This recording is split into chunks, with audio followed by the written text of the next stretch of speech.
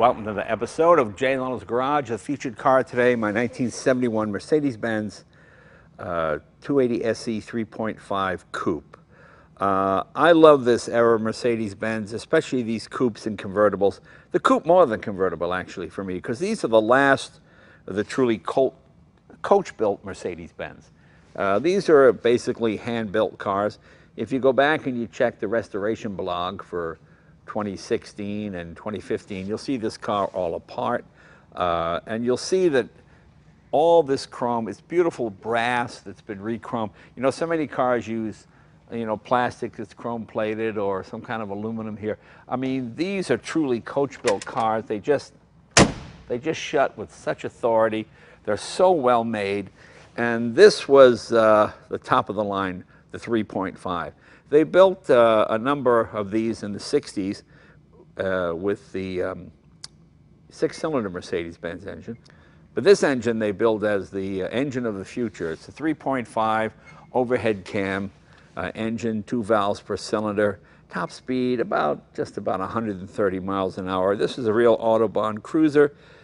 This was meant to compete, I think, with the Corniche from Rolls-Royce. It was less money than the Corniche, but I think a better car. Mercedes always had trouble in the 60s in America because they didn't have a V8. Americans like big V8s, Cadillacs, Lincolns. And Mercedes always had 6 cylinders. And with the exception of the Mercedes 600, which is also a hand-built car, there was no V8 until they came out with the 6.3. Then they started to catch up. I remember when I worked for a Mercedes-Benz dealer in the late 60s and early 70s, their newspaper ads used to say, why would anyone pay $10,000 for a 4-door sedan? And then they would explain why, because $10,000 is a lot of money. Cadillac was $6,000 or $7,000 at the time. This, when it came out, was between $12,000 and $14,000, and the convertible just a little bit more. So they were very expensive, but I think worth it. The texture of the leather that you got back in this era. You know, modern leather to me has this kind of weird half vinyl feel to it. You know, this is the kind of leather you rub that hide food in. It gives you that rich kind of aroma. Has the beautiful wood. As I mentioned in the restoration blog, a company named Madeira Concepts redid all the wood for us. I found this car in Las Vegas. It was pretty worn out, but because it's Vegas and it's dry and the heat, although all the rubber was gone, the wood was all buckled and everything from the heat, the body structure was sound. It didn't appear to have been damaged in any accidents or anything like that. It might have had a few dings, but we straightened those out. Chassis was straight, engine was straight. We didn't take the drivetrain out. We had a stuck valve. We worked on the engine in the car because once you take it out, there's just a myriad of problems that can happen. You know, the drivetrain, everything was solid, so that was okay. Redid the leather, redid the paint, every part of it. Well, here's some pictures, as you can see. The car was totally stripped down. There's the wood all out of the dash. The only thing we did differently, we replaced the Mercedes air conditioning compressor, which I think was made by Bear, with a vintage air compressor. You know, that's the company out of Arizona that we have all our cars converted to vintage air because they're adaptable to almost any vehicle, and they're small and they're compact. So when you look at the dashboard here, there are 2 knobs. One to turn on the compressor, you know, with the fan speed and all that, and the other one, how much cold air do you want? And I priced out the knobs, and they were like $450 a piece for the knobs from Germany. Well, I'm not going to do that. So we 3D printed one, and then the other one, because we used the vintage air part, we used their controller. But other than that, everything else appears to be totally stock. They're just wonderful driving cars. Let's open the hood and show you what it's like under there. Now, we repainted this car the exact same color. It left the factory, this Mercedes Silver. I can't remember the name of it, but and all we did under the hood really was clean it up. We had a stuck valve on this side. We fixed that, obviously changed the oil, did all that, of course. Replaced the compressor, flushed out the radiator, but other than that, it's basically, as it left the factory, more of a modern battery rather than a German battery. Those are just way too expensive, and these interstates really do a good job. But it cleaned up nicely. 4-speed transmission, and I always loved these stacked headlights more than turned the other way. You know, I think Paul Brock, I think that's how you say the guy's name. You know, there's so many of these German designers, I read the names and I admire their work, but I've never heard their name pronounced, and I pronounce it one way in my head, and then I meet somebody and go, oh, I had it all wrong. So I think it's Paul Brock. I think he was the head guy at Mercedes this period. I just like this era of Mercedes-Benz, especially the 6.3 four-door sedan. You've seen that one. We've had that on the show. The 600, and now this one sort of kind of makes it the 3 favorite Mercedes-Benz. Because when I worked for Mercedes, or at the car dealership, from 69 to maybe 73, something like that, and I got to drive all of these. And I never thought I would be able to own one of these cars because they're just so nice driving, so plush. And the Mercedes Classic Center, every single part for this car is available from Mercedes. The parts are expensive, but they're the actual Mercedes part. One of the most expensive pieces we had to replace was, I call it the compensator for the rear suspension. They don't make them anymore. You can't get them, but you can exchange them through Mercedes-Benz. Mercedes-Benz hunts the world over to find used ones. They rebuild them, you give them your old core, they give you a new one. And now the car sits and drives nice and levels out nicely. This is a sunroof coupe, which I really like because you have that big, giant sunroof. No Bluetooth, so you don't get annoying phone calls while you're driving. It's fantastic, fantastic. And of course, it has the classic German radio. That's the Becker German radio. Blaupunkt and Becker were the 2 radios that came in these. But as you can see, it's just very solid.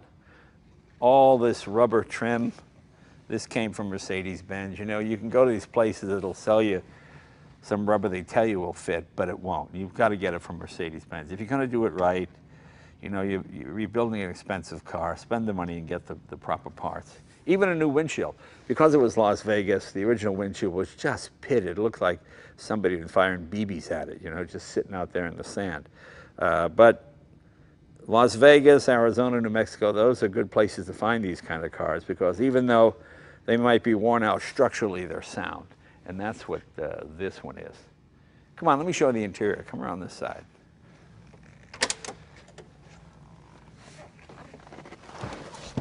As you can see, plenty of leg room, just big, comfortable, overstuffed chairs. That's that knob I was talking about. It's the only thing we changed from stock. We made this on our 3D printer. We've got electric windows here. You've got the Becker Europa stereo. I love these radios. I just hit the button. I don't have to slide things or do any nonsense like you do.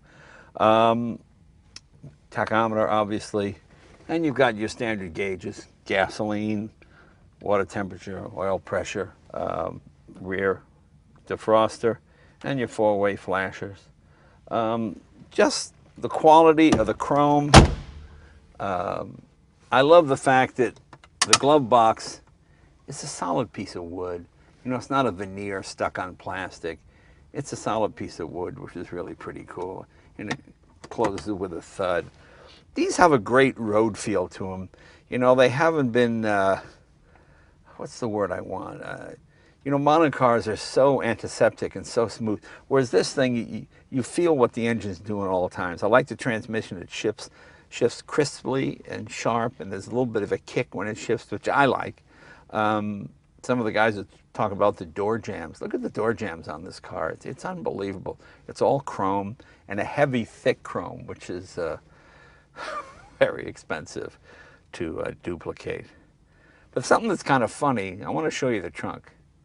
Show you how trunks have changed in the last few years. And you got dual exhaust cars, but the trunk interests me because it shows you It's pretty much just one metal stamping. You know, modern trunks, it's all padded and insulated and all this kind of stuff. But this is just a piece of metal. But look how big it is, and an actual spare tire with a jack. You know, that's the cool thing about these. You know, I've got a Tesla, and twice I've gotten flat tires because of potholes, and there's no spare. You pull off the side of the road, you call a flatbed. Maybe Thursday somebody shows up, and you're stuck. Whereas this thing, look, just takes jack, 20 minutes, you're back on the road again. Obviously, we put all new rubber around here, but it's just kind of how pretty much basic this is. It's just one stamping here. You know, now this would have all kinds of lights and all sorts of things in it now. But other than that, and we put all new rubber in, so you've really got to slam it to get it to shut. But it's just a fantastic car to drive. Come on, let's take it out on the road and we'll show you what she does.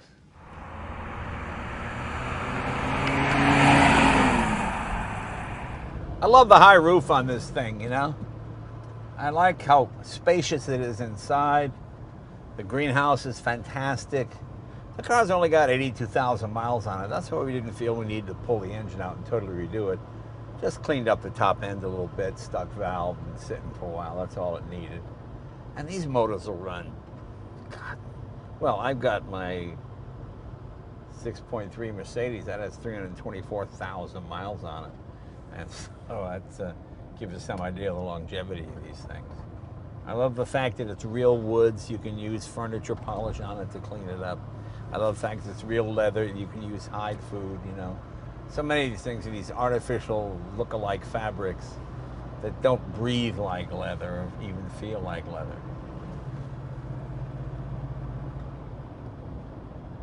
See, it's a strange thing. I don't know whether I love these cars so much because I used to work on them and maintain them and polish them and clean them up for customers, for people I thought I could never afford to live like, or the fact that I just really like them. And it's probably a little bit of both.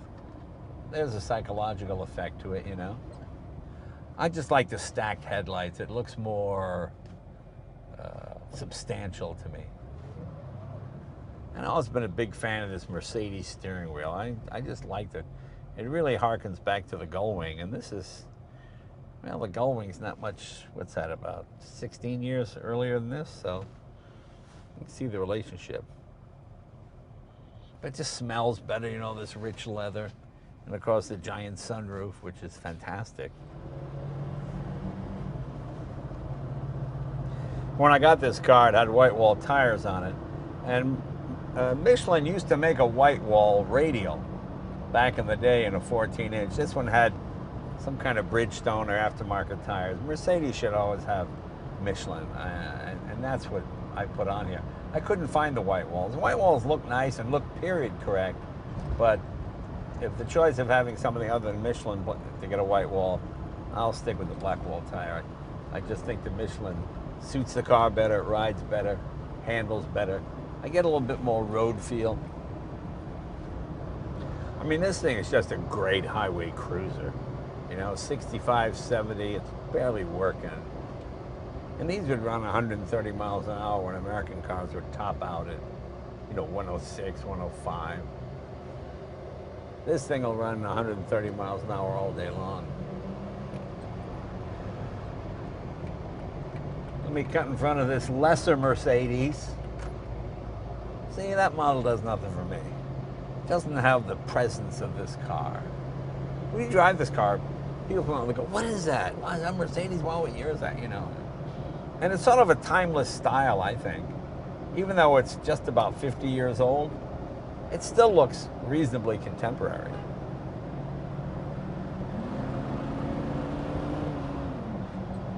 And a 3.5 V8, that's tiny by American standards, good heavens.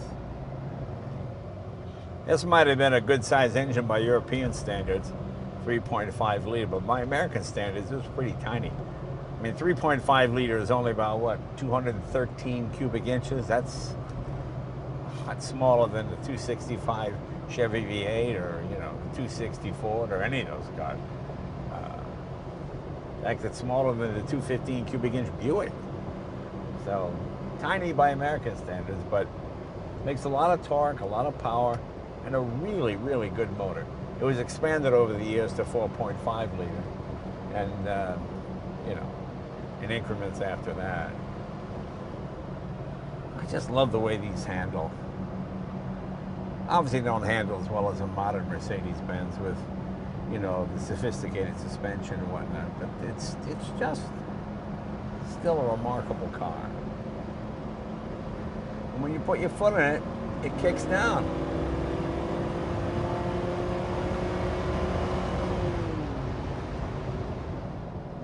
You know, but a vehicle like this, it's really about how it makes you feel when you're driving it. You know, it's a bit like the difference between just getting an electronic watch and then a beautiful watch that you enjoy winding the mainspring every night before you go to bed. You know, those solid clicks. That's what this feels like to me. It feels like the solid click of a, you know, a handmade watch. It's just a remarkable automobile. They really are.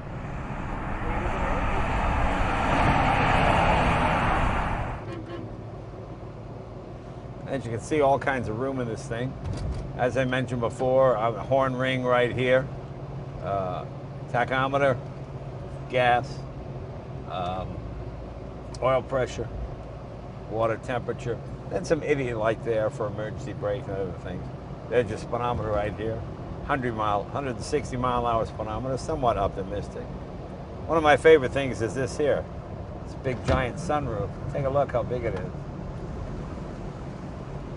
Nothing like driving one of these on a cool California night.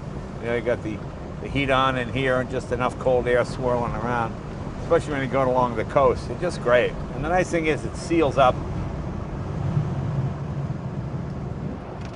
You know, most modern sunroof cars, the roof is lower and it's kind of hit your head if you want the sunroof, whereas this thing, there's so much space in here. And this wood gives it a real quality finish. You got your Becker Europa radio. These were really expensive back in the day, but really good radios. I'd turn it on for you, but then we'd have to pay royalties if there's some song playing. I don't get it. This was sort of the first time, well, not the first time, but Mercedes-Benz had just started to integrate air conditioning into their cars. You know, German cars really didn't have air conditioning back in the 60s and 70s because it's Germany, you know. Summer lasts for like 2 Thursdays, you know. But then as more and more cars got sold to the American market, it began being integrated into it. But it works quite well. The only disadvantage, the only vents you have are right here. You know, there's no vents on the side or anywhere else. You know, modern cars, air conditioning pumping through the roof and every other place. And there's nothing quite as prominent as that 3-pointed star on the hood when you're going down the road. I really enjoy that. Even the clock works on this one. I hate when I get into a car and a clock doesn't work. And I go, come on, what are you doing? So if the clock doesn't work, what else doesn't work? But this is a car you could cross continents in like that, you know. You could drive this from England all the way to the south of Spain and never want to get out of it. We've got the seats all the way back, but as you can see, there's room for 4 in this car. Might be a little cramped back there, but hey, I'm not sitting back there. What do I care? And as I mentioned before, the solid wood glove compartment, which I like, and that manual. You always got like 4 of these books in there, and they're really kind of cool because they tell you how to do everything. You know, modern manuals don't really tell you anything. They just tell you to not sue the company. Whereas that tells you how to change tires, oil filters, all kinds of things. The nice thing about this is this was a one-owner car, and I always liked that. It got a bit neglected near the end of its life. I think the gentleman got elderly, but it was well maintained.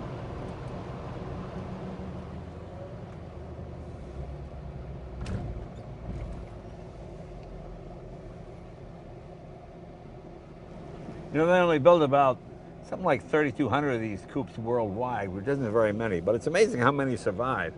People just seem to take care of them and cherish them as I do this one. I hope you like this little bit of German nostalgia here, because to me this is such a thrill to finally be able to get one of these and get it back in the kind of shape they were in when I had to wash and polish them the first time. I'll see you guys next week. Bye-bye.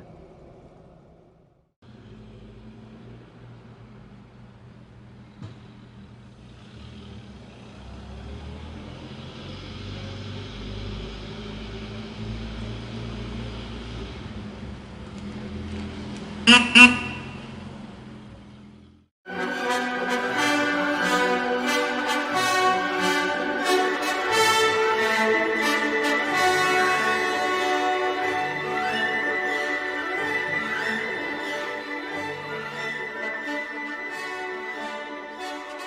yes, I am a third world dictator. How are you? Nice to see you. Welcome to another episode of Jay Leno's Garage. You know how I always say this is my favorite car? This is my favorite car. This is a car I've lusted after since I was a kid. This is a Mercedes-Benz 600. 1972 is the model year. I worked in a Mercedes-Benz dealer when I was in college. The biggest thrill of my life was that we had to pick up one of these and either deliver it to a customer or deliver it 2 or 3 states away to somebody else. It's the most amazing road machine, certainly of the 60s and 70s, and certainly of all time. It's the only Mercedes-Benz built without regard to cost. You know, most cars, they figure out how much it's going to cost, what do you put in, what do you take out. When this car was built, cost was no object. This was the most expensive car when it came out in 1963. It was about $22,000 to $25,000. Rolls Royces weren't even that much. It's an amazing road car. It is the largest car ever produced in Europe up to that point. Certainly the largest tires of any road car ever produced, certainly post-war. Not since the 540Ks in the 770s of the mid-30s, the custom coach-built cars, have Mercedes-Benz built anything like this. It has a 6.3 V8. It is 300 horsepower, but this had a top speed of a little over 130 miles an hour.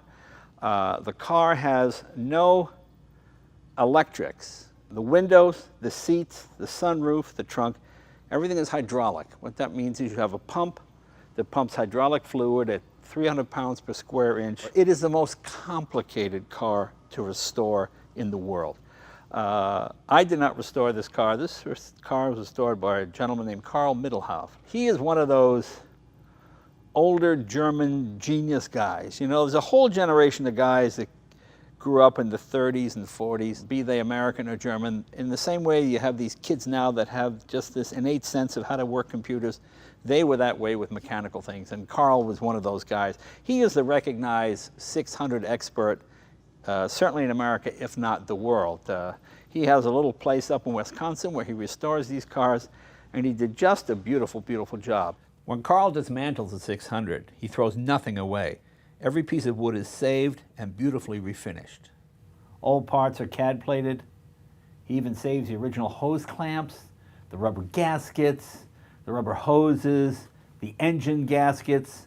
In fact, he's not above resto modding. He even made a couple of El Camino style 600s. Everything to this car is bespoke for the most part. Each window switch is $11,500 because it has hydraulic lines with seals. Look how big it is. It's basically like a C-Class Mercedes times 2. It is the most comfortable, easy handling car. The car weighs a little over 5,000 pounds, 5,400 pounds maybe. Usually it's 3 tons when you have passengers and luggage and everything else in it. The biggest sunroof of any car I've ever seen. Beautiful hand-laid wood. I mean, the wood, that's all real wood. That's not, you know, any kind of veneer. It's solid wood all the way through. The car has a refrigerator in the center console. You lift that up, that's a refrigerated compartment. And it comes with a thermos with little shot glasses. The rear seat also reclines and moves, also hydraulically. And because everything is hydraulic, you'll see it. The windows just go shoo, shoo, shoo, shoo. It's just an amazing automobile. Disc brakes all the way around. You have a big bladder in here, right up in here, which you have to empty every once or twice a year to get the water out of the system. It's a combination of air and hydraulics. Plus, this car has one secret that did not come from the factory.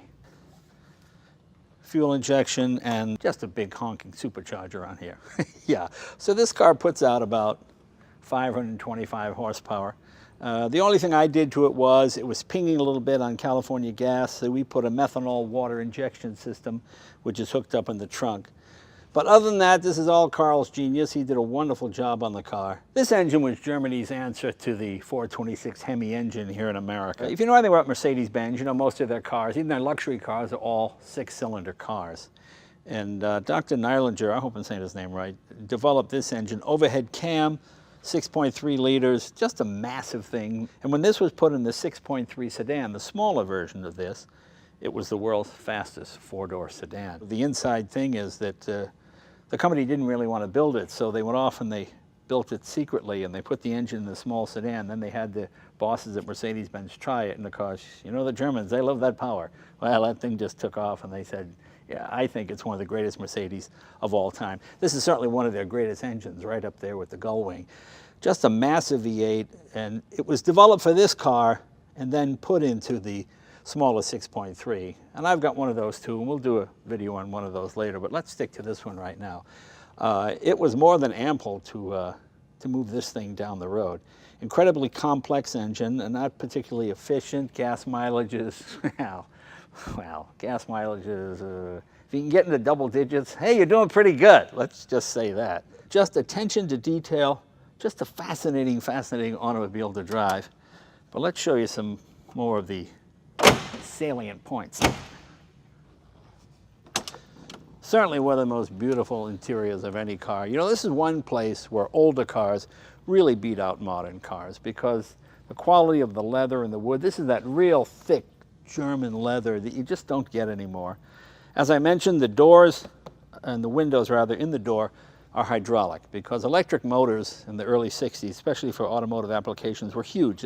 They were too big to drive a window this size. And if you put a big motor in here, then the armrest would have to be, it just restricted room. They wanted as much room for the passengers as possible. So they ran these extremely complex hydraulic lines. And when one of those leaks, oh my God, it's unbelievable. Oh my God, it's unbelievable one of these things leaks, how much trouble it is and how expensive it is to fix. So that's the downside. There's cigar lighter for each person because people smoked like chimneys back then.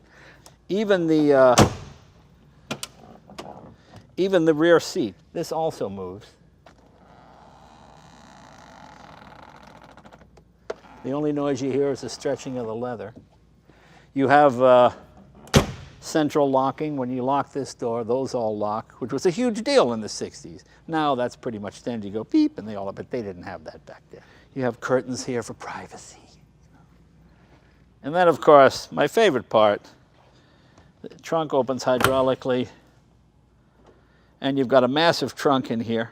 California gas with horrible ethanol in it just does not have the octane rating for a vehicle like this. So we put methanol water injection, and it cools the cylinder, cools the charge, and increases performance as well. Works amazingly well. And you can't close this by hand. If you shut this by hand, well, it's $12,000 for another hood latch. You just press this button here. Good day, Mr. Bond. One owner actually got his finger broken or cut off or something. I don't know if those old wives' tales, but that's what happened. There's the 600 emblem, of course, the Mercedes star. Everything is oversized on this car. And as you can see, it says compressor, which means supercharger, of course, in German. And I believe this is the only 600 that has this. So it makes this car a lot faster than it already is. It was a pretty fast car before. Now it's a really fast car. Every evil dictator in the world had one of these. Ceausescu, Idi Amin, Aristotle Onassis had one. John Lennon had one, which I thought was impressive. In fact, John Lennon's car was bought by a European gentleman, I'm not sure, maybe Dutch, and he sent it back to the factory, and to this day, I believe it was the most expensive European car ever restored in history because it just took so much. You know, the fun thing about this car, as I said, all the dictators had this, all of them. And I was driving this car once up the street here, and I see a white-haired man, about 75, 80. I believe he was Iranian. In fact, I know he was Iranian. And when they pulled up next to me, he went, ah! He goes, you scared the crap out of me. I thought you were the Shah. I thought you were a Savak agent tracking me down. Then he started laughing, and he thought that was so funny. He thought I was a Savak agent for the Shah driving around. As soon as he saw this car, he just scared him to death. So this thing kind of instilled fear in people, wherever it went. You know, I had to deliver one of these from Boston to Texas. And I drove nonstop for like 22 hours, 23 hours to Texas. I mean, I pulled off at the side of the road and would conk out for an hour or two and then get back on. And I delivered to the guy, and I would do it again tomorrow. It was just the greatest car ever to drive cross country, because with the pneumatic suspension, it literally just floats, but it's firm and it handles. I mean, it's a wonderful driving car. I think it drives as well as even a modern 600 or Maybach or any of those cars. I mean, sure, it doesn't have Bluetooth and all the trick stuff and, you know, the air conditioned seats and all that, but as a driving instrument, just fantastic. Come on, let's take it for a ride. The grace with which this car carries itself is just unbelievable. And the best horn. Or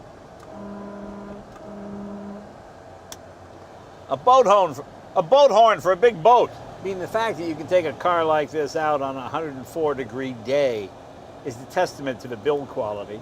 My temperature exactly 180 degrees. It's just amazing. You know, I'm glad we had to fix a few small things on this car, because it gave me a chance to appreciate the craftsmanship and the workmanship on the car. We put a new master cylinder in it. Did that the other day, which was not bad. I thought it would be crazy expensive, but it wasn't. That wasn't too bad. Engine parts for this 6.3 are expensive by normal car part standards, but not expensive by Mercedes 600 standards. You know, when these cars were built, you could get any option you wanted. A telephone. Of course, the telephone was a huge thing, size of like a giant suitcase. And they had a TV screen. You could have a bar. You could have anything you wanted on these, any kind of upholstery. This is the short wheelbase version. I know this car seems enormously huge, but this is a short wheelbase. Since they made a stretch, and they made a 6-door and a Landau with it. Well, the Pope had one of those. You know, you can still find these relatively inexpensively because they just cost a fortune to rebuild. So you want to try and get the best one you can. That's what I did when I bought this one. I looked at a lot of 600s, and then I figured, you know, it's better to spring for the extra dough and get one that Carl had done, because, as I said, he's the recognized expert, and you can see it looks and drives and handles, oh my God, just like a brand new car. This was, I think, the best car in the world in the 60s and the 70s.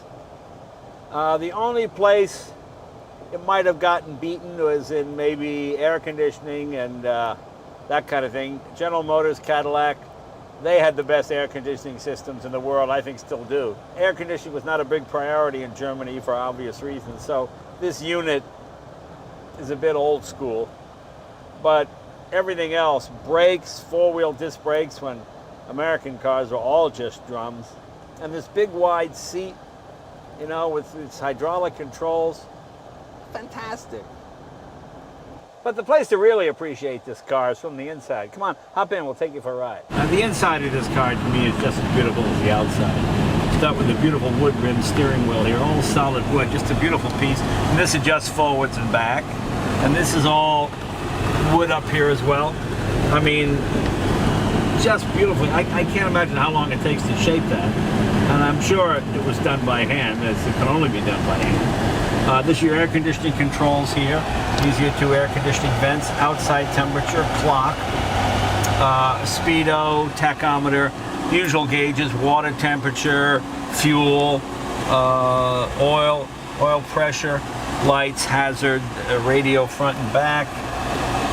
You have a switch here to control the ride a little firmer if you want it.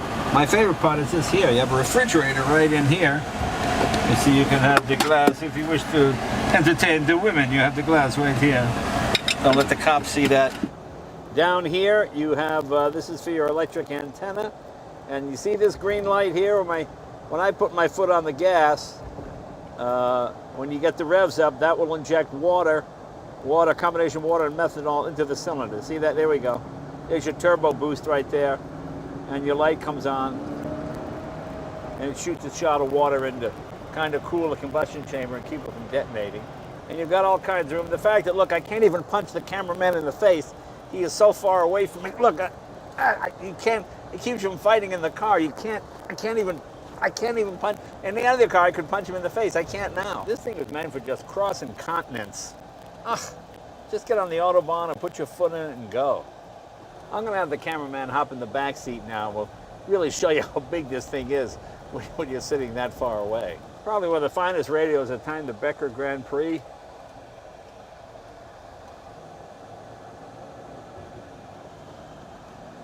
But where this car really excels is on the open highway.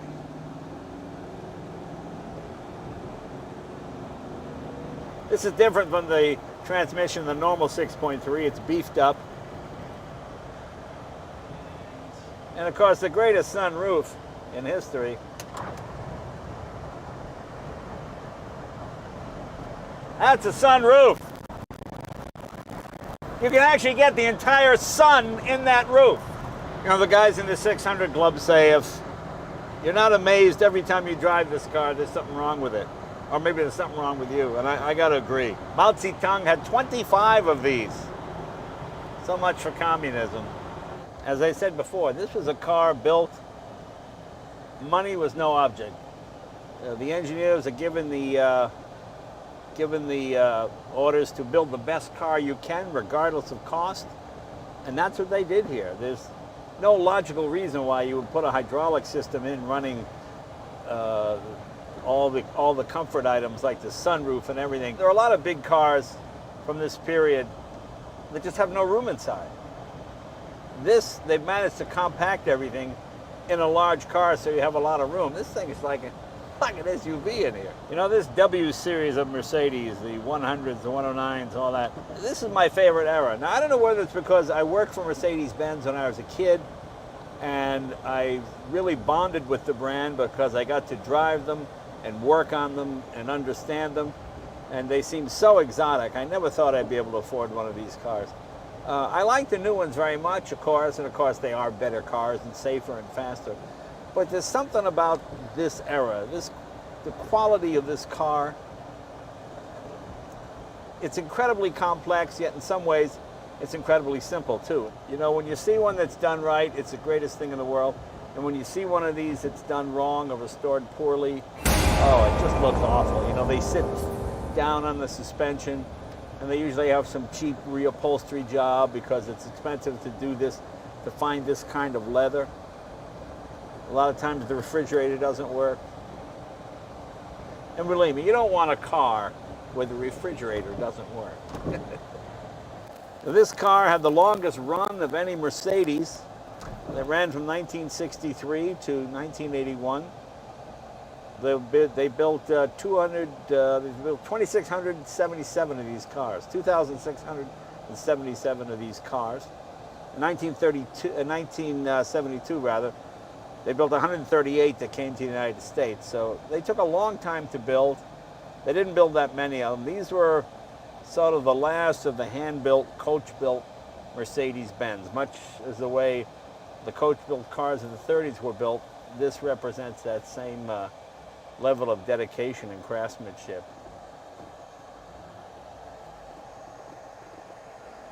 Well, as you see, this car is about as different from a McLaren P1 as you can get, but as I said earlier, it doesn't make it any less enjoyable to drive.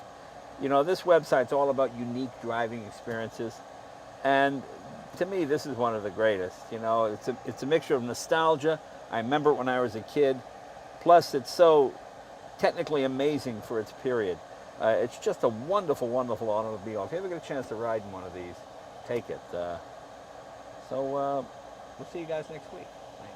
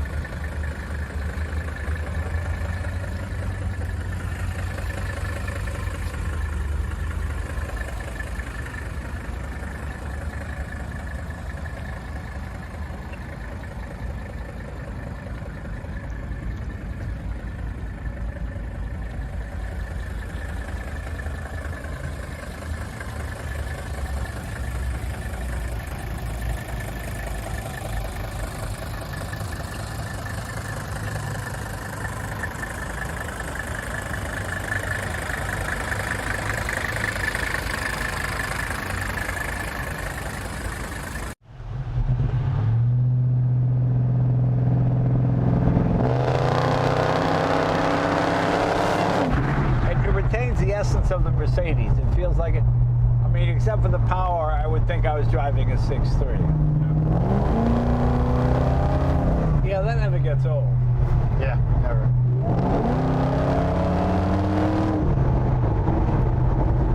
Welcome to an episode of Jay and Leno's Garage. One of my favorite cars, as you probably know, the Mercedes-Benz 6.3 from the mid-60s and early 70s.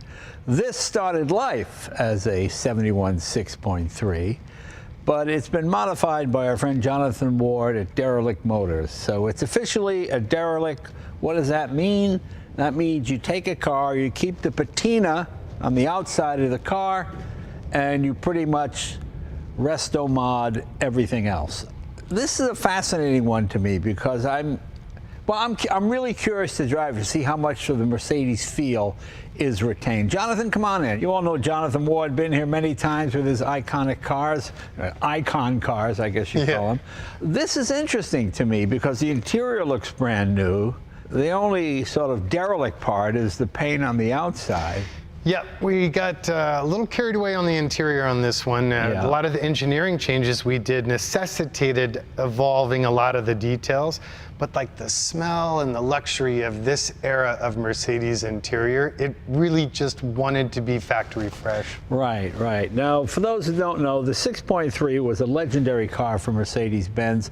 A guy named, was it Eric Waxenberger, I think that was his name was. Mercedes-Benz, up to this point, had 6-cylinder engines. So consequently, compared to Cadillac and Lincoln with massive V8s, they just couldn't compete. The 6.3 engine was put in the big 600 class Mercedes, and that classic American thing of taking a big engine and putting in a smaller car like they did with the GTO. They took the big engine against Mercedes-Benz's wishes. Waxenberg dropped it in one of these sedans, roared up and down the lots at Mercedes-Benz, and people go, what's going on here? And he would go flying by, and they were so taken by it, and the Germans, they love that power, So that was, then it just became, well, an iconic car. I mean, when I worked in Mercedes dealers, I thought this was, well, at the time it was the fastest four-door sedan in the world. 250 horsepower, which doesn't sound like much now, but reasonably lightweight, with a lot of torque, a 4-speed box. It was the fastest accelerating four-door sedan you could get. And it was priced around $14,000, which is what a Ferrari cost at the time. A normal Mercedes sedan was about $10,000. So this was the top of the line, had air suspension, power everything. It really was the ultimate performance luxury sedan. I remember Don Garlick's the drag racer. I remember reading the story. There's a switch under the hood. He couldn't figure out what it was for. And then he realized, when the hood came up, the fan shut off, so you didn't lose a finger reaching in. It's just all these little stories about, okay, this car arrived to you with, 160,000 miles on it, pretty much a worn out, blown out car, correct? Yeah, good integrity, actually ran darn fine. Yeah. But you know what, let's do something different this time, Jay. I think people are probably sick of talking, or my talking head. I know I am, yeah. So this time, I actually invited Stephen Rulowitz, who's the client who commissioned this car and enabled me. And I thought it'd be kind of cool to get his perspective on this lunacy. Well, I think we have similar tastes because we both love this car. Yes. Now, let me ask you a question. You took out the 6.3 motor. We'll talk about what it's replaced with in a minute. So couldn't you have just started with a regular 450 SEL or SEL? Isn't it basically the same thing, or did it have to be? It is and it isn't. Yeah. Like, just in an exterior photo, it's the same. But when you really get into the details and like all the woodwork and the finery, was more on these higher end on the 6.3s. And there were like picnic tables and rear curtains, like a slew of interesting options available on these. But we gave up on finding those. And did this keep the air suspension? Or did you change? I changed that all out. Oh, that's all Yeah. gone. Okay. In fact, it's not even a unibody car anymore, which greatly complicated the job. So, Stephen, tell me about your vision here. Was this a car you had and you thought, hey, this would be fun to do? Or did you buy the car with the express purpose of turning it into something special? So I bought it thinking that I would turn it into what we have here today. I was aware of Jonathan's work with the derelict cars. I like that concept and the whole idea. And I also like Mercedes, this vintage and this year in particular.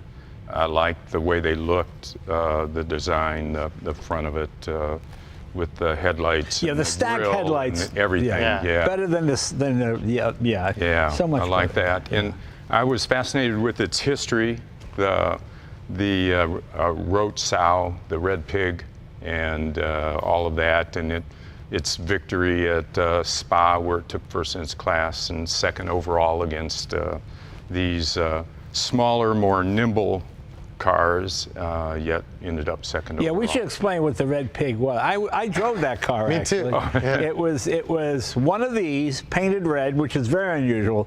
And German's idea of red is different than everybody else's idea of red. Ferrari looks red. Germans have this kind of tomatoey red, but it's okay. But the idea, first of all, seeing a red Mercedes was like, it just seemed startling at first.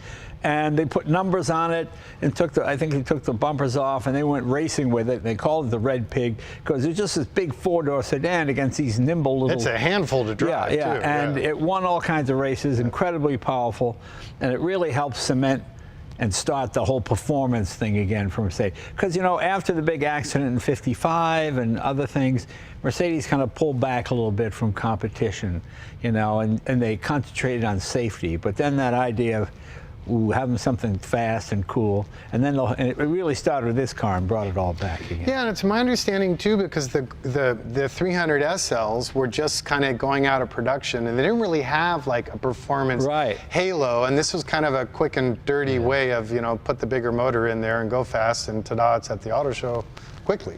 Now, did you drive this as it was for a number of years or anything, and then did it, or did you just get it and start right away? I just got it and started right away. We bought it. I found it in San Bernardino for sale on Craigslist. Right. Bought it, shipped it directly to Jonathan's shop. Pretty rough? It looked like this on the outside. Right. It was down on the air suspension had failed all the way around, so it was down pretty low.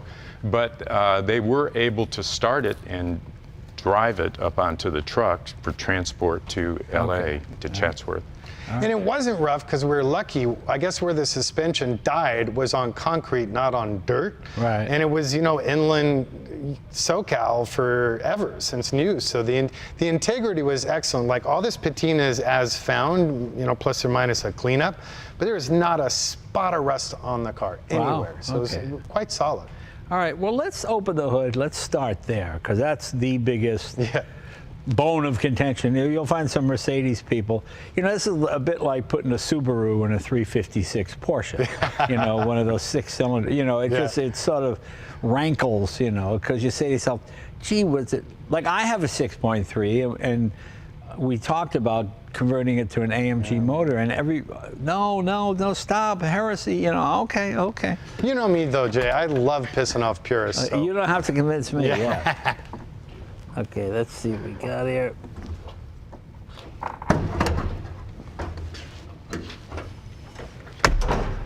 Okay, that is about as far from Mercedes-Benz as you can get. Yep.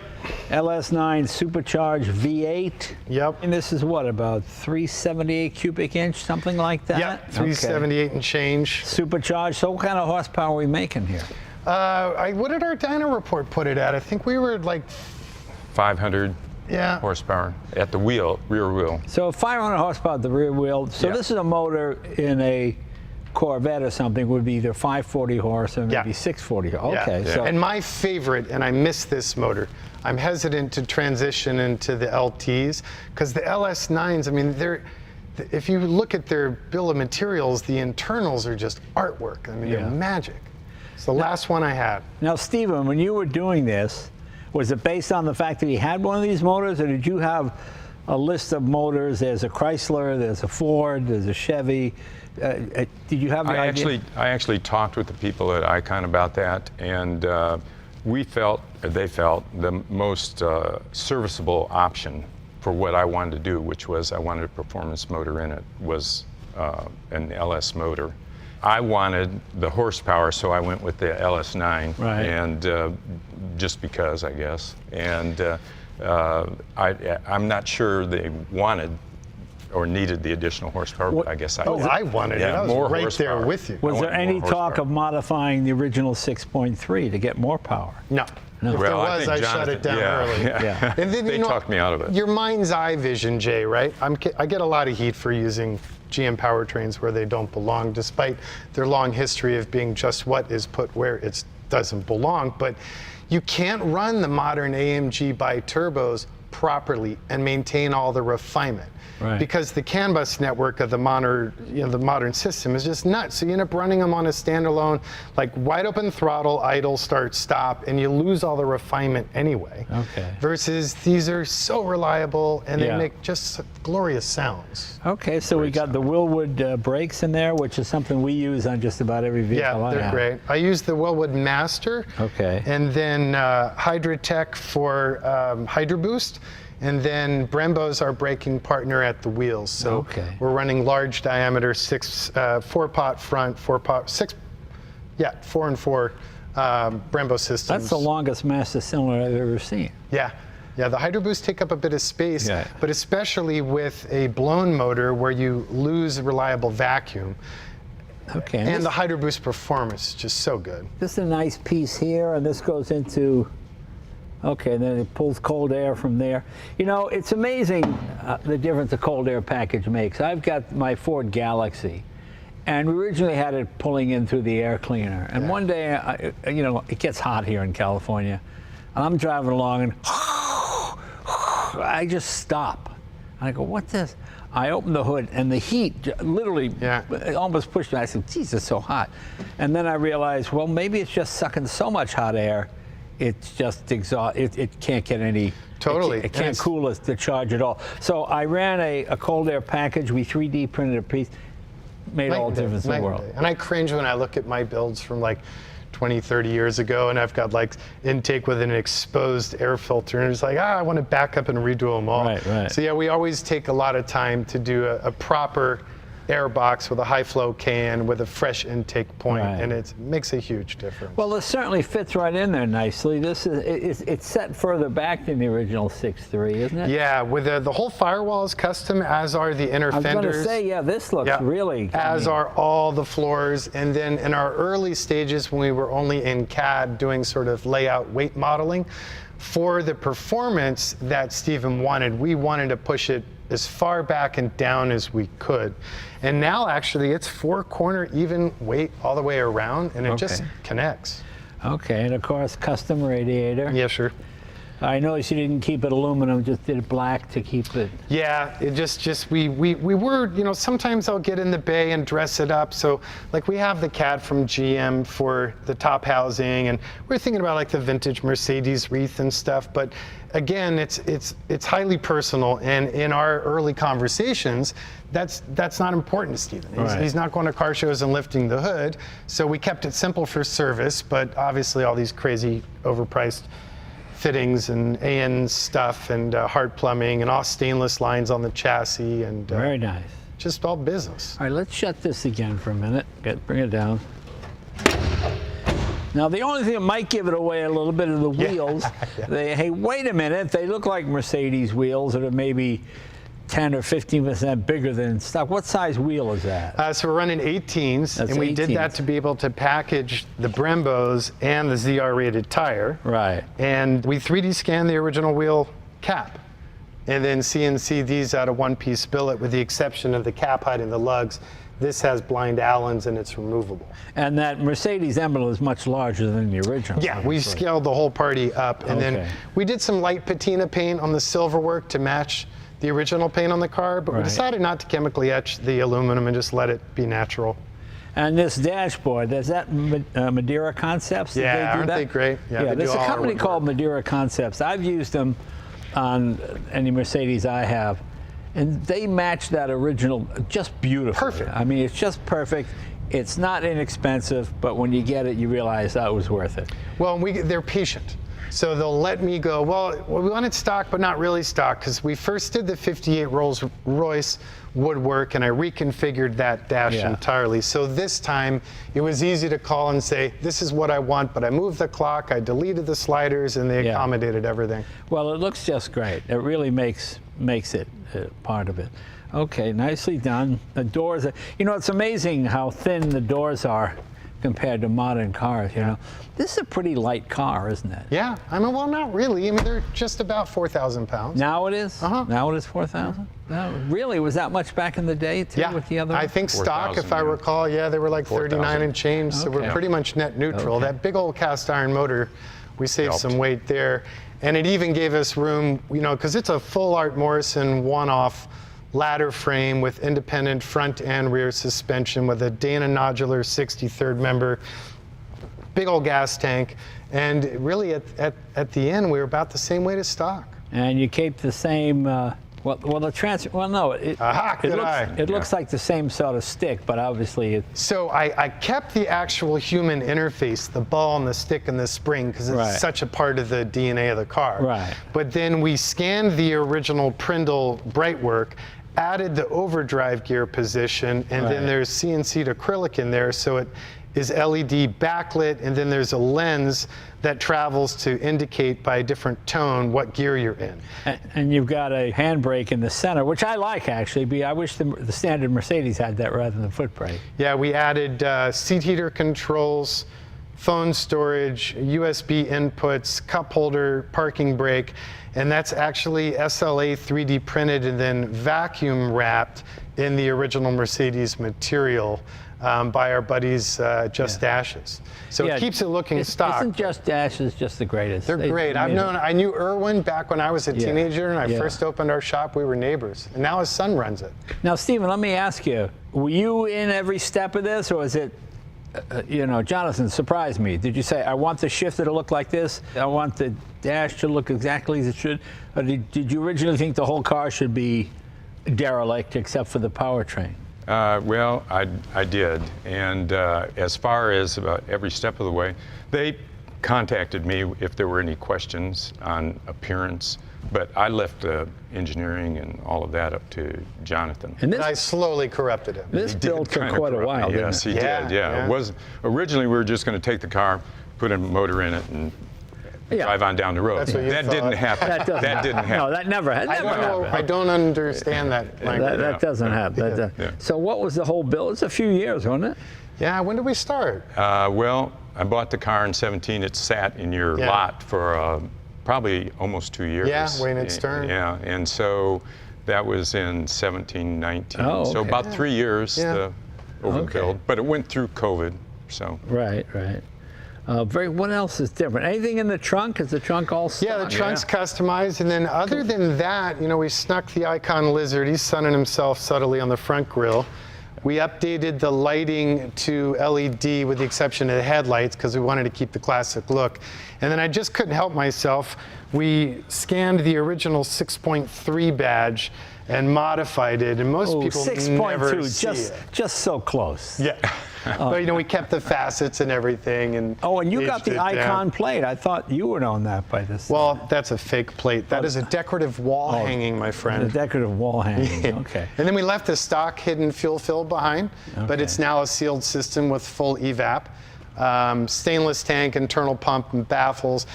Again, we replaced the entire from the firewall, inner fenders, floors, and trunk, and mini-tubbed it.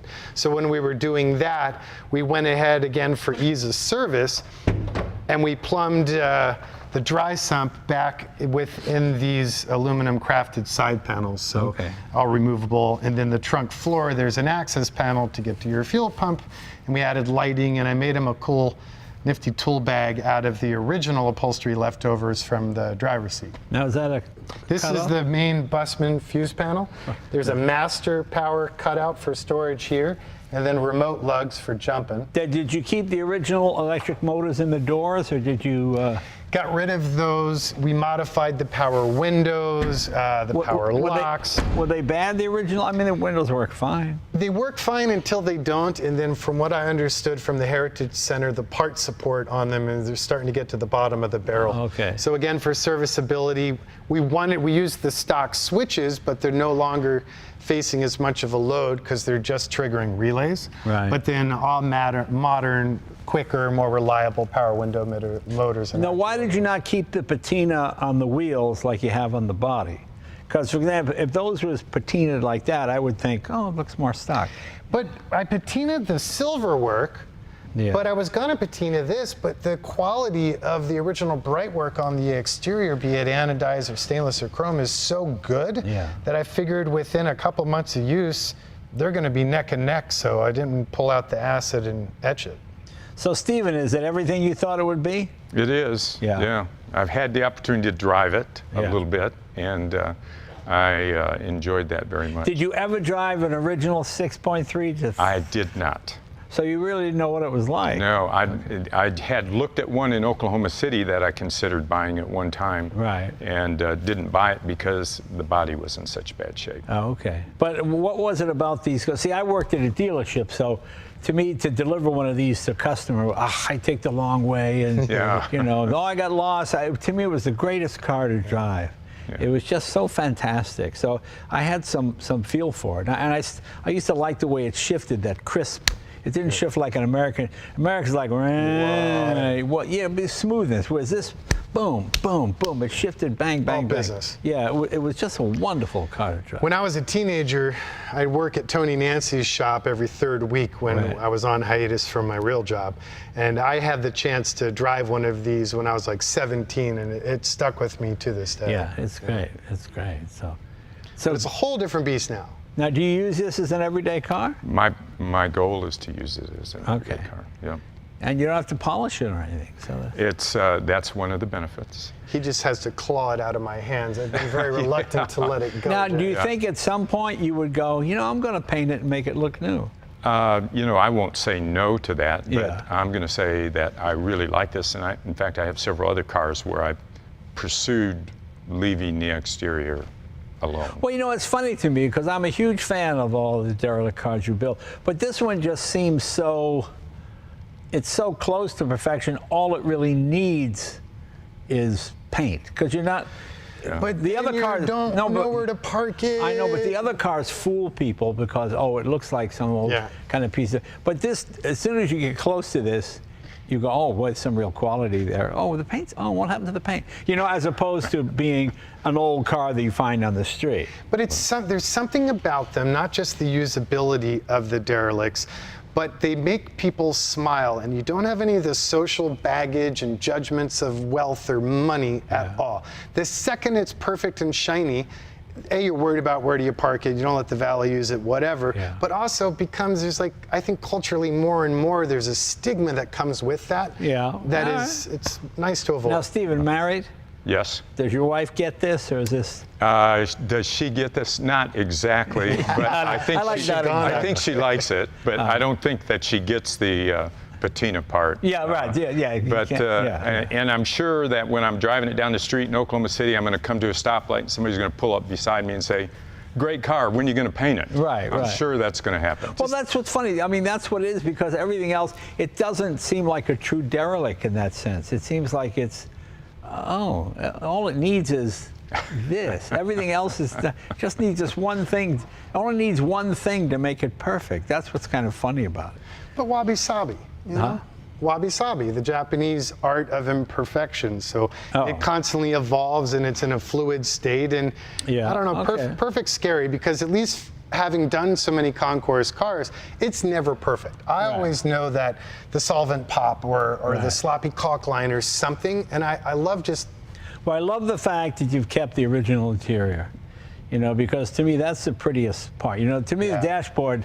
So we did mods, yeah. but they're hard to spot. I mean, you having one of these cars, you didn't go with digital and God, no. things flashing and all. no, You know, just, yeah. And of course, I always loved the Mercedes steering wheel, that sort of thin wheel, a full-size wheel, really good. And this original Mercedes leather. This is That's the kind of leather you put hide food in, you rub it in, and you get that rich aromatic smell that comes And out of the leather. it ages so cool because it's only dyed on the top grain. Yeah, yeah. So over time, it gets super Because cool. modern leather is sealed. Yeah. People buy leather treatment for their car, but you don't need it because it's sealed. You're going to hurt your own sales, man. Well, no, we make both. We make both for modern leather and make for old leather as well. So. We even kept the horsehide because of that scent is, again, part of the nostalgia of these cars. And even my personal memory as a teenager driving one. They've got such a unique odor. Yeah, well, very nice. Can we take it for a ride? Hell yes. And all three of us can go. Yeah. There you go.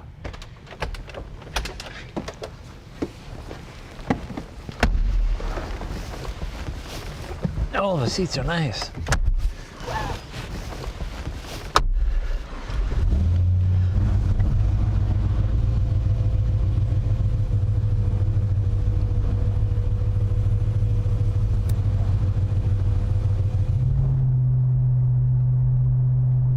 You know, it's funny about the original 6.3. It feels faster probably than it is because the torque, like the hand of God, it just pushes you. Yeah. You know, it's such low, you go, whoa, this thing really good, but it's only 250 horsepower. But that torque curve on that motor comes in so quick and so low. It's pretty impressive. I love this. I love the feel of it. It feels very Mercedes-like. Yeah, and we were careful when we reworked those gauges. I wanted to keep them as stock in essence as I could. Right. But gone are the capillaries and the speedo cable and all that nonsense. Right. Yeah. Is this satellite? No, I don't find those to be that reliable. So this is a direct VSS from the GM ECU. Oh, okay. Because the other ones you go into a bridge and you're suddenly going zero. Yeah. I actually called Jonathan and Robert and asked them to make it 180 mile an hour speedometer instead of a 160. That's funny. Yeah, and he said, too late. Yeah. It's already been done. Well, that's my favorite thing. Kids think the car can go as fast as whatever the speedometer. Right. Like my Miura is in kilometers. It says 320. This goes 320. I go, no, it doesn't go 320. Downhill. Another like touch point character. We worked hard to keep the original bezel and angle of the stock ignition key cylinder. And then we just machined the escutcheon to index, but we wanted to leave that stock. Mercedes would have built this car today. They would have put a 6.2 Dallas. I know it would have been a Chevy, but it would have been. Well, I guess the modern ones are 6.2 actually. Yeah. Yes. The new ones. But don't they still badge them 6.3? They badge them 6.3 in the same way. Right. Chrysler it calls it a Hemi when it's a Pinter. It's not a Hemi. The stereo we gutted, so it still lights up with the old school warm glow. Yeah. But it's now all it is the Bluetooth excite and interface to a digital sound processor, so it's going through your phone. Tracks very nice. I love this chassis architecture. Is I think the best of Art's work. Yeah, that never gets old. Yeah, never. So your 300 SEL has the different shifter, whatever the stock is. Yeah, on that earlier year, it's a standalone shifter and it's ribbed. Yeah. And then the window controls are on the door. Oh, okay.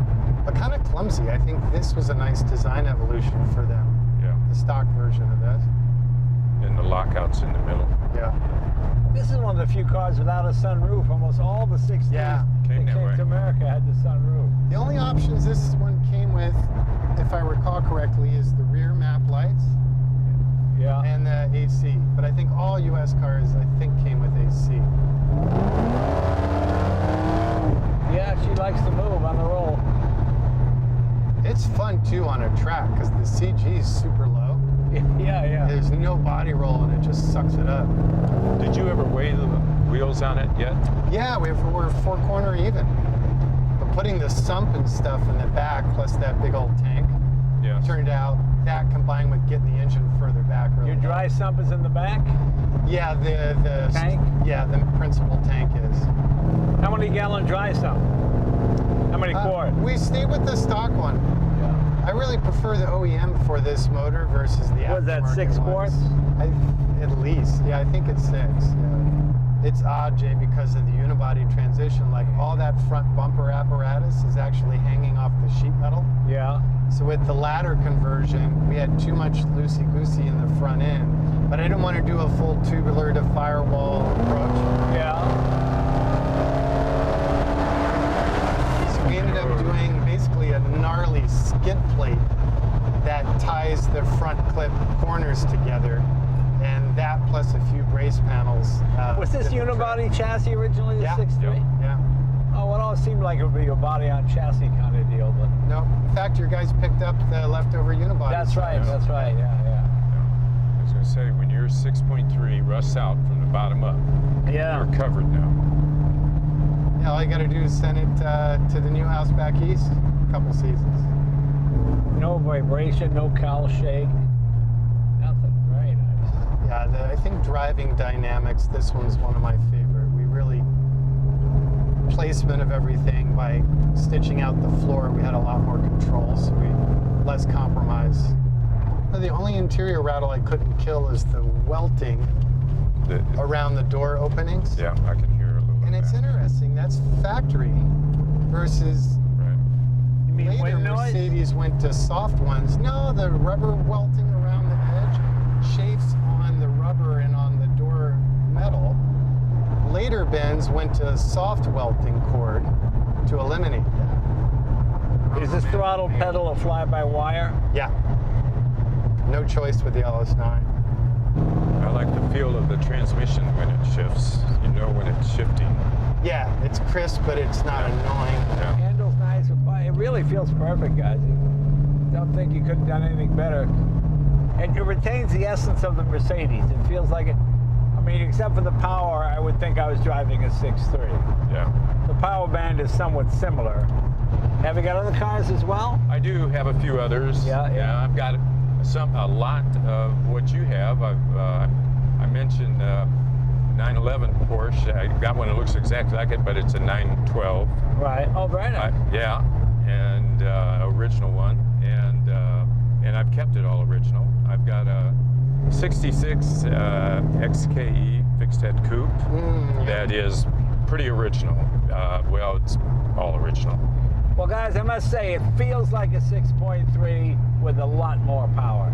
And I'm sure that's that's exactly what it is. But, I mean, it's built so well, handling, braking, no vibration, no harshness to it, just a lot of power.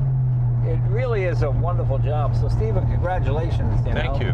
I know so many people have cars built and they get disappointed, but Jonathan never disappoints anybody. He always builds such a high standard. I mean, it's not inexpensive, but it's done right. And when it's done right, it's actually cheaper because you don't drive yourself nuts going to different places with it. Oh, we got to redo the other guy's work and blah, blah, blah, blah. Nothing the shop hates more than redoing the last guy's job. Right. So, Plus, it's nicely done. Jonathan, Stephen, congratulations. And have fun with this thing. Thank you. And let me know if you're painted. I'd be curious. Never. Don't let me know. I don't want to know. What do you think, folks? Let us know in the comment. Should he paint it? Everything else in the car is so perfect. And it seems like a Mercedes shouldn't be a derelict, but maybe that's just me. So let me know what you think in the comments. I'd be real anxious to think, should he paint this or not? So we'll see how. So watch the comment section. We'll see how we do. Thanks, you guys. We'll see you guys next week.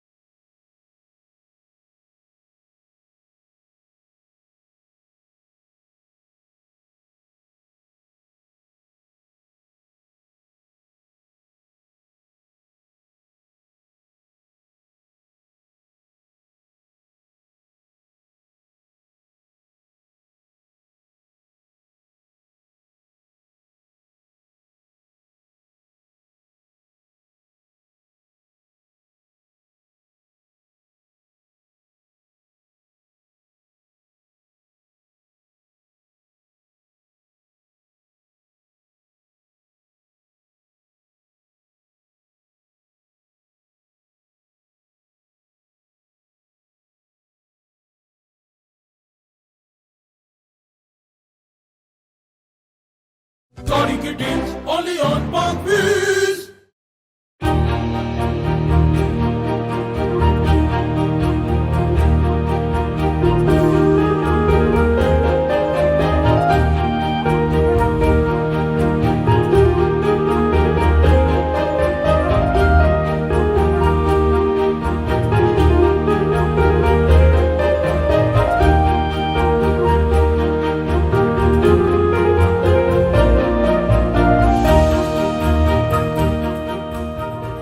अस्सलाम वालेकुम पाक wheels, मेरा नाम है सुनील मांझी और मैं पाक wheels of Pakistan के एक और एपिसोड के साथ आपकी खिदमत में हाजिर हूँ। आज हम पिंडी में मौजूद हैं, मेरे साथ अजमत यार भंडारा साहब मौजूद हैं जो कि CEO हैं मरी बिरूरी के, और उनकी एक बहुत खूबसूरत कलेक्शन है। मेरे ख्याल से मैंने पाकिस्तान में इससे ज़्यादा खूबसूरत मर्सिडीज़ की कलेक्शन एक छत के नीचे नहीं देखी। तो without any delay let's start the episode. बहुत शुक्रिया सर, आपने टाइम निकाला। Thank you for coming. हमें बताइएगा कि जो आपके मैंने गैराज में देखी है, मुझे ख्याल है मुझे स्टार्स के अलावा मर्सिडीज़ के अलावा कोई गाड़ी नज़र नहीं आई। So is there a particular love for classic cars with Mercedes के और भी ब्रांड रखते हैं आप? Thank you for coming. बस सुनील भाई, ऐसा है कि it's easier to maintain and concentrate on one brand. ठीक है, उसके स्पेयर पार्ट्स के जो सप्लायर्स होते हैं, जो बेचने वाले होते हैं, सही है, जो गैराजेस होते हैं, जो सही, मैकेनिक्स होते हैं, ठीक है, सो इट्स वन फैमिली। ठीक है, so it's easier to deal with one brand सही, rather than to deal with different brands. I used माशाल्लाह to मैं- have other cars but now अभी सिर्फ यही है। ठीक है। अच्छा, मैं माशाल्लाह देखा बहुत खूबसूरत कलेक्शन है। सो अगेन मैं हमेशा सवाल जब कर रहा हूँ तो मैं कहता हूँ कि किसी से भी पूछना कि भी आपका फेवरेट बच्चा कौन सा है, तो ये पूछना गलत सवाल होगा। So let's start. ये जो हमारे सामने खड़ी है, मेरी वैसे मर्सिडीज़ की सबसे फेवरेट क्लास ये है R129। बिल्कुल। ये कौन सा मॉडल है सर? दिस इज 92 93 ठीक है। 129 500 SL सही, और कन्वर्टेबल, सॉफ्ट टॉप कन्वर्टेबल, और बड़ी अच्छी गाड़ी है, एक आइकॉनिक गाड़ी है। हाँ जी बिल्कुल। और आपके पास कब से है? मेरे पास है पिछले 4 सालों से। अच्छा, it's very hard to find 129, मैं बड़े अरसे से ढूंढ रहा हूँ। It's very hard to find all these classics. सही है। ये अखबार में तो एड्स इनके नहीं आते, बिल्कुल वो तो सही। वर्ड ऑफ माउथ और सोशल मीडिया पे पता चलता है फलाने दोस्त के पास है या फलाने इस तरह है। बिल्कुल ठीक। एंड ये आपके साथ 4 साल से है तकरीबन जी। ठीक है। और अगर हम आगे चलें, जो आगे खड़ी है beauty ji, the red beauty, जो कि मशहूर मॉर्न गोल्ड के इश्तिहार में भी बिल्कुल, ज़माने में आती थी। exactly. It's known to that, जो हमारे उस जमाने के लोग हैं, मैं तो खैर उस जमाने का हूँ, यंगस्टर्स को नहीं पता होगा, मॉर्न गोल्ड के एड में आती थी। तो ये कौन सी क्लास है और ये क्या इसका मॉडल है? W107 107। Again it's convertible, again an SL.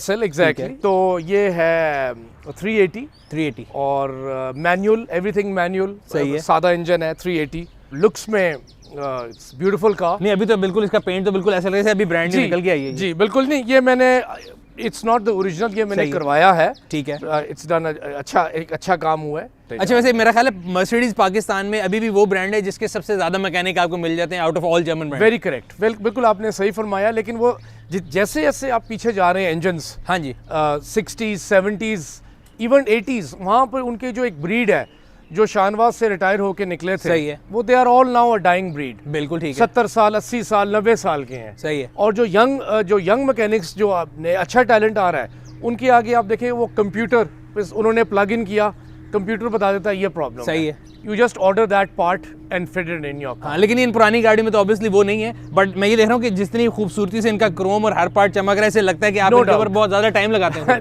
Well, मेरी टीम है, लड़के ठीक करते है, रहते टीम आपने रखी हुई। जी, अच्छा, जी। ये आगे जो है again same model? It is the same model 107। ये कूप है। कूप है, सही है। ये इसका कोई कन्वर्टेबल वाला चक्कर नहीं बट है। इट्स सनरूफ है इसमें? इसमें सनरूफ है जी। अच्छा, ये बड़ी यूनिक चीज़ है बिकॉज मेरे ख्याल से जो अभी आज की जनरेशन, उन्होंने स्टील सनरूफ तो किसी ने नहीं देखा होगा। अब ग्लास देखते हैं लोग। बिल्कुल एग्जैक्टली। अब ग्लास वाला आ गया। ये पुराने में स्टील ही होता था। बिल्कुल ठीक है। तो दिस इज अ 350। और इसके अंदर जो फैब्रिक है वो भी मेरा ख्याल है एक अपने उसकी जो ये एवरीथिंग जी, वही कपड़े वाला फैब्रिक है। बिल्कुल। और बड़ी खूबसूरत है। नहीं, मैं बता रहा हूँ कि जो उसकी फील आ रही है ना, देख के पता लगता है कि it's a very comfortable. Everything is genuine. ठीक है। और when I say everything is genuine, that doesn't mean the whole car is 100% but उसको रिस्टोर जेन्युइन पार्ट से किया गया, जुगाड़ नहीं की गई। जुगाड़ कहीं कहीं जगह पे हर किसी को करनी पड़ती है। सही है। Lot of people will not admit, but I will admit सही है कि वो कभी कभी करना पड़ता है। और ये आपके पास कितने अरसे से दोनों? This is since 2005।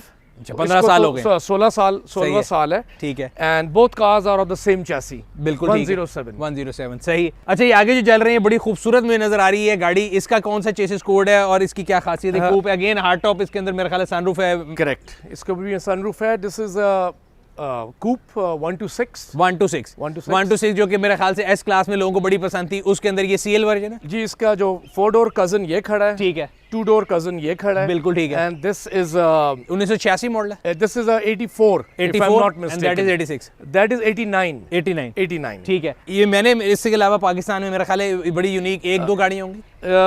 वेल मेरा ख्याल में एक दो तो नहीं, थोड़ी सी ज़्यादा ही होंगी। 126 में कूप मैंने पहली बारी देखी नहीं है, हमारे इस्लामाबाद में भाई हैं, उनके अच्छा। पास हैं, बहुत लोगों के पास हैं। सही। I am not the only owner. और इसके अंदर 89 के अंदर फ़ोन भी मौजूद है जी सही। Very interesting. और इसमें इंजन कौन सा है? इसमें है जी 500 जी 500 का ये सीसी, ठीक है। So it's 500 it's SCC 5000 CC, 500 SCC ये हो गई। और ये जो SCL इसमें आती थी long wheel, this is 300 SCL है। SCL है जी, लॉन्ग व्हील। दोनों ये लॉन्ग व्हील बेस्ड है और जी। ये SCC है, ये SCC है, ठीक है। और ये भी देखें आप, अच्छे ओरिजिनल कलर में है, फैब्रिक इसका अपना ओरिजिनल है, ठीक है। और ये जो 126 और ये कूप है, ये कितने अरसे से आपके पास है?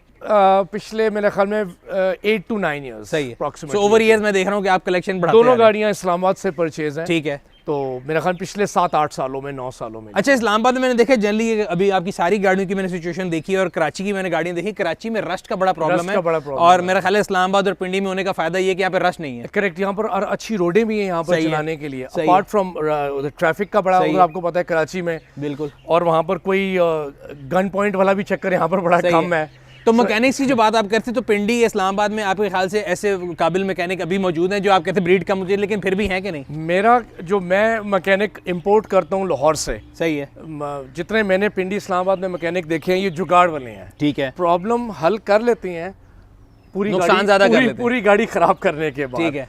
तो बहुत कम ऐसे मैकेनिक मैंने देखे हैं कि जो बिल्कुल ही पिन पॉइंट करते हैं। सही है। तो मुझे all the way from Lahore से मैं मंगवाता हूँ मैकेनिक को, ठीक है, लेकिन वो भी डाइंग ब्रीड है। सही है। हाँ, वो भी ऐसे ऐसे कम होते जा रहे हैं। आहिस्ता वो कम होते जा रहे हैं। अच्छा, ये आगे एक बड़ी खूबसूरत गाड़ी खड़ी है, इसका मुझे चेसिस कोड नहीं पता, एडमिटेड ऑन कैमरा मुझे नहीं पता, तो इसका क्या कोड है? नहीं, W114 W115, ठीक है। और मॉडल ईयर क्या है ये है जी मिड 70s है। अगेन ये लेफ्ट हैंड है, तो आपके पास एक लेफ्ट हैंड जी, 3 लेफ्ट हैंड हो गए। This is a very rare car. हाँ, ये मैं कह रहा हूँ, मैंने पहले से पहले नहीं देखी। इसका जो कूप वर्जन है W115 का, सही है, इट्स वेरी रेयर, बिल्कुल ठीक है। और इट्स गॉट 280 इंजन, सही है, 4 cylinder, it's got 280 engine, automatic है, ऑटोमेटिक है, सही है। And this is not one for speeding, ये कोई रेसों वाली गाड़ियां नहीं है। जितनी भी मेरा ख्याल है अपार्ट फ्रॉम जो SL है उसको हाँ शायद आप कर सकें, बाकी पुरानी गाड़ियों का तो ये होता है कि आप उसको क्रूज करें, एंजॉय करें, और जो इनकी एज है उसके साथ मतलब ज्यादती ना करें, लोग भगाने के लिए नहीं है, तो इनको एंजॉय ज्यादा करें।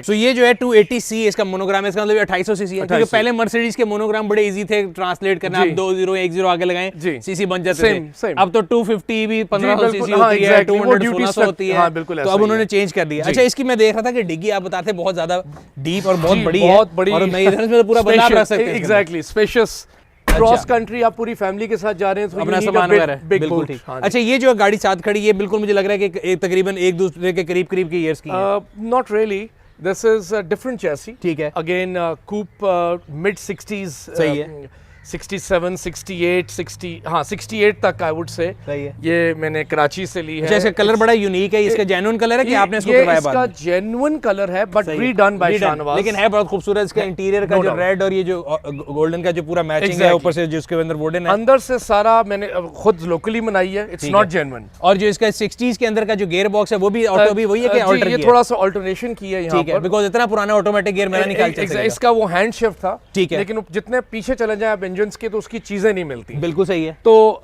प्लस और ये है 111 W111, और ये भी 280 2800 जी। इसमें भी हमने इंजन 126 का डाला हुआ है इसके अंदर, नई जनरेशन का, the one ताकि उसके पार्ट आराम से मिल जाए। उसका इंजन भी बड़ा अच्छा मजबूत है, सॉलिड इंजन है, और आफ्टर ऑल मैंने कोई आगे सेल तो करनी नहीं है कि मैंने किसी को इम्प्रेस करना है, तो ठीक है। अच्छा, ये आगे मुझे नजर आ रही है ई कूप है, ये ई कूप है, ये 93 if I am not mistaken. सही। इसका 4 डोर वर्जन आपको बड़ा कॉमन नजर आएगा, ठीक है, 4 door version, but this is a very unique version. मेरा ख्याल है मुशर्रफ साहब के मोटरकेड में किसके साथ की गाड़ियां होती थी? Very correct, very correct. जब उस पे अटैक हुआ था मुझे याद है, मैंने वीडियो देखी थी, इसके साथ की गाड़ियां थी। मैंने बहुत कोशिश की लेने की, तो वो नहीं मिल सकी। इंटीरियर में अभी भी हैं वहाँ ठीक पर, है। रॉट हो रही हैं, खराब हो रही हैं। वो पाकिस्तान में convertible आपको है। याद होगा, बल्कि जब ये नई गवर्नमेंट आई थी तो उन्होंने काफ़ी गाड़ियाँ कही थी, और मैं हमेशा अपने चैनल पे भी कहता रहता हूँ कि वो खड़ी हुई हैं इस्लामाबाद के अंदर पोर्ट के ऊपर कहीं, और वो गल रही हैं, और पुलिस bulletproof अकेडमी में गाड़ियाँ, खड़ी काफ़ी हैं और गाड़ियाँ। गल रही हैं। इसी तरह हमारे यहाँ पे पॉलिसी आई थी एक क्लासिक गाड़ियों की इंपोर्ट के बारे में, कैसा हुआ था शायद आपको पता हो। बिल्कुल। वो भी पोर्ट पे आके गाड़ियाँ खड़ी हैं, और हमारे यहाँ जो पॉलिसी मेकर्स हैं, मैं कोशिश करूंगा कि इस वीडियो के तवासे से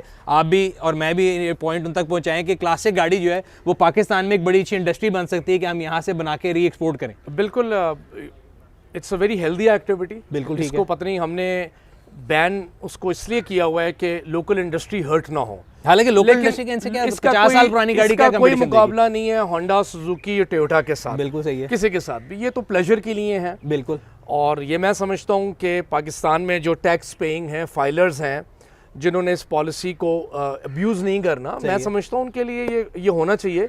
You deposit certain amount and you're able to ये 2 import it. साल पहले मैं आपको बताता चलूं, एक SRO आया था जिसमें आप 50 साल पुरानी गाड़ी फिक्स ड्यूटी थी $5,000 उसमें मंगा सकते थे। जी। लोगों ने गाड़ियां मंगाई, वो आज तक पोर्ट पे खड़ी गल रही हैं, कोई कराची में क्लियर हुई है। मेरा ख्याल है गवर्नमेंट के लोगों को सोचना चाहिए कि उसको क्लैरिटी दे दें। क्लैरिटी दे दें कि यार ये कर सकते हैं, ये नहीं कर सकते, और अगर आपने इंपोर्ट करनी है तो उसका ये हर्जाना आपको भरना पड़ेगा। बिल्कुल सही। कि कोई फिर वो असेसिंग ऑफिसर हो, सही है। कोई भी इसका मिस यूज ना कर सके। बिल्कुल ठीक। आप उसके लिए एक शिनाख्ती कार्ड पे एक गाड़ी रखें, सही है, कि बिजनेस ना शुरू हो जाए। हाँ जी, बिल्कुल। अच्छा, आखिर में एक सबसे खूबसूरत गाड़ी खड़ी है, उसके बारे में हमारे व्यूअर्स को बताएंगे कि आप उसका क्या मॉडल है और इसकी क्या स्पेक्स हैं। दिस इज 66 मॉडल, ठीक है, W108 स्टैक लाइट्स के साथ। हमारे पास लाहौर में ऑटो शो में आती है, इसलिए मुझे इसका पता है 108। बिल्कुल काफी हद तक ये जेन्युइन है। सही। इसका भी इंजन 280, ठीक है, 2800 अपनी है। जनरेशन का ही, कि इसमें भी आपने चेंज कर नो, इसका अपना इंजन है, ओरिजिनल इंजन है, और it's a very again executive car. बड़ी कलेक्टर आइटम लग रही है। लेफ्ट हैंड है और ऑटोमेटिक है। It's an automatic left hand, माशाल्लाह। और इसकी खूबसूरती मैं ये देखना चाहूंगा कि हमारे जो व्यूअर्स हैं उनको दिखाएं कि इसकी एक एक चीज, क्रोम पार्ट अभी तक चमक रहा है, वुडवर्क अभी तक अपनी ओरिजिनल कंडीशन में, और गाड़ी का जो क्रोम है और स्पार्कलिंग जिसे कहते हैं ना, कलर है गाड़ी का। और ये SCL is a long wheel chassis. Long wheel, exactly जी, बिल्कुल 66 मॉडल। सही। इतनी ज्यादा गाड़ियों की कलेक्शन में गाड़ियों से इंसाफ कैसे करते हैं? कितने अरसे बाद एक गाड़ी की बारी आती है दोबारा, या किसी कभी है कि दिमाग पे एक चढ़ी हुई उसी को चलाते रहते हैं? किस फ्रीक्वेंसी से? नहीं, दिमाग पे सारी एट अ टाइम चढ़ी होती है। अच्छा। क्योंकि अगर आप एक ही को चलाएंगे, और इनको जिंदा रखने का ये मकसद है कि आप इनको चलाते रहें। अच्छा, हाँ, वो बड़ी मजे की। मैं हमेशा, मेरे एक दोस्त भी बात करते हैं, मैं भी कहता हूँ कि जर्मन कार जो है ना, दे एज विद टाइम, जबकि जापानी गाड़ियां जो है वो एज विद माइलेज हैं, तो इनको आप अगर नहीं चलाएंगे खराब हो जाएंगे। एग्जैक्टली, तो इनको आपको चलाना पड़ता है। इनकी मेंटेनेंस बड़ी महंगी एक किस्म की होती है, बट इनको अगर आप खड़ा कर दें और ये समझें कि इनकी लाइफ बढ़ रही है, तो इट्स दी ऑपोजिट। बिल्कुल, जितना कम चलाएंगे उतना ही ये ज्यादा खराब होगी। सही है। तो मैं कोशिश करता हूँ ऑफिस हर दूसरे तीसरे दिन, हर रोज एक चेंज करके। बिल्कुल ठीक है। गाड़ी में जाऊँ, just for the sake of not showing off, but just to keep the car alive. नहीं सर, मेरी आपकी बात और थी कि इनके शो ऑफ की बात नहीं, कोई बहुत महंगी गाड़ियां नहीं, बट इनका ख्याल रखना जो सबसे इम्पोर्टेंट चीज है। एग्जैक्टली, ये गाड़ियां इतनी महंगी नहीं है, बट एक हेरिटेज है जो कि हमें संभालना चाहिए। नाज़रीन को पता होना चाहिए कि ये कोई वो करोड़ों रुपए वाली गाड़ियां नहीं है। ये आपको अगर इफ यू लकी तो 2 to 3 मिलियन तक की रुपीस की आपको ये मेरा ख्याल है सर, इसके लिए पूरा डायलॉग है ना, money can't buy class. Money can't buy. So ये क्लास है, ये पैसे से नहीं खरीदे जाते, इसके लिए ज़ौक़ और शौक की जरूरत है, और आपको एक टेस्ट होना चाहिए कि आप इसको डेवलप करके अपने पास, और आपके पास ख्वारी के लिए टाइम होना चाहिए कि आप mechanic, you should know the places where to buy the spare parts, you should know the mechanics over there. बिल्कुल सही है। तो इसमें है थोड़ा सा labour of love.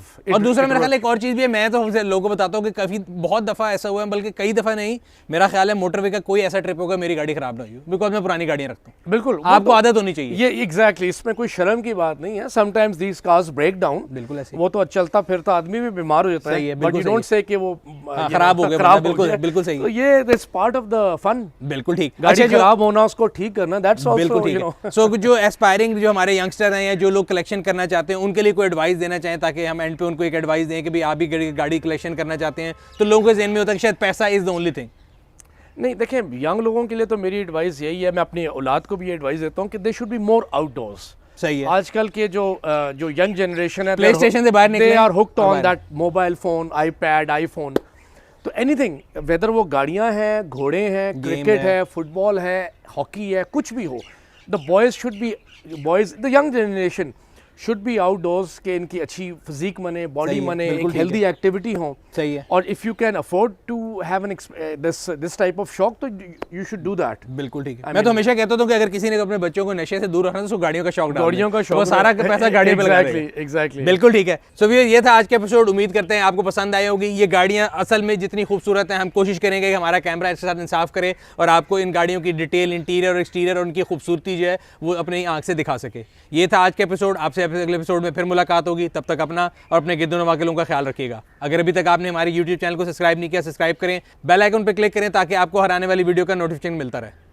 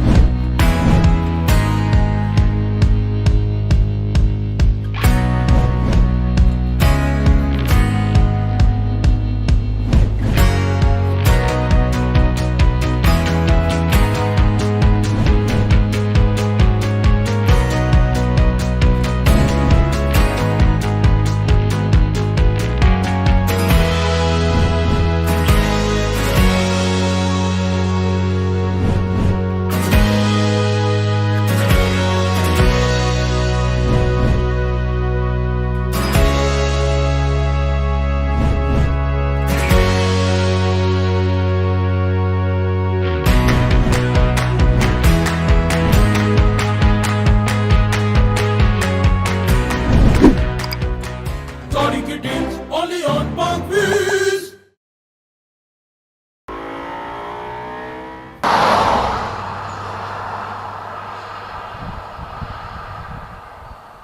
Néstor, nos han sacado un coche del Museo Mercedes-Benz. Bueno, a ver qué te han sacado, porque ayer en la mejena intentaste colar, ¿eh? Un coche de película. ¿Coche de película? ¿De qué película? Falcon Crest, la serie de la tele de los 80, ¿no? ¿Ya has visto? No, yo en los 80 veía como mucho Oliver y Benji. Pues este es el coche de Angela Channing, la protagonista de la serie. Una limusina de ultralujo, mejor que un Rolls Royce. Motor V8 6.2 litros con 250 caballazos. Bueno, tiene un buen motor, sí, me gusta. Y un lujo desmesurado. La mejor madera, la mejor piel. ¿Quieres que lo probemos? Sí, claro. Pues va, sube atrás. Venga. De todas las series de televisión de los años 80, Falcon Crest fue la que menos triunfó en su país de origen, los Estados Unidos. Sin embargo, su éxito en Europa fue desmesurado. Hoy vamos a ser Angela Channing, personaje interpretado por la actriz americana Jane Wyman, y disfrutaremos el lujo extremo de la que posiblemente sea la mejor limusina de todos los tiempos.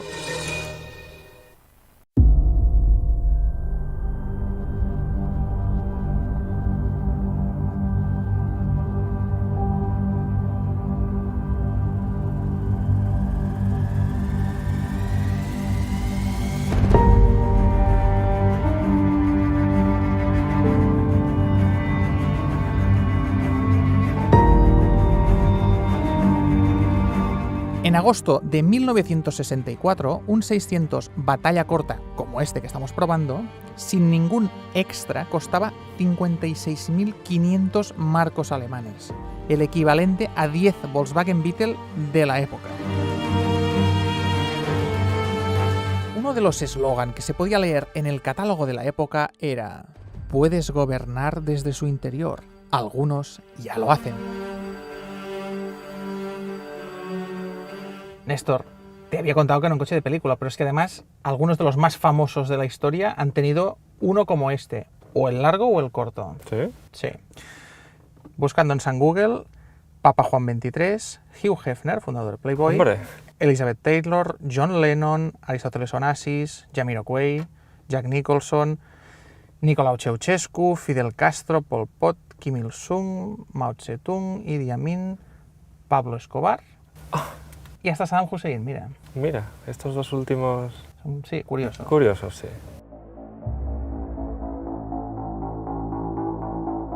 Con el 600, los diseñadores Bruno Sacco y Paul Bragg dieron forma a una limusina de más de 5 metros de largo con un estilo y una elegancia jamás vista hasta la fecha. Su línea es sumamente proporcionada, lo que le hace parecer más pequeño de lo que en realidad es. Sus dimensiones son colosales, y eso que se trata de la versión pequeña, la de batalla corta. Mide 5,55 metros de largo, 1,95 de ancho y 1,48 de alto. El peso declarado en seco es de 2.475 kilos. Ligero no es. Una distancia entre ejes de 3,2 metros garantiza un espacio a bordo digno de una limusina de verdad. Se está de cine ahí atrás, supongo, ¿no? Aquí detrás. Hombre, a mí que me tenéis como especialista de las plazas traseras, Aquí ¿qué va os voy sobrado, a ¿no? decir? Voy sobrado, de rodillas, de cabeza. A una batalla de 3,2 metros da Sí, para sí. mucho. Además tengo reposapiés. Imagínate. Tú tienes tapicería de terciopelo. Bueno, esto es un terciopelo, sí.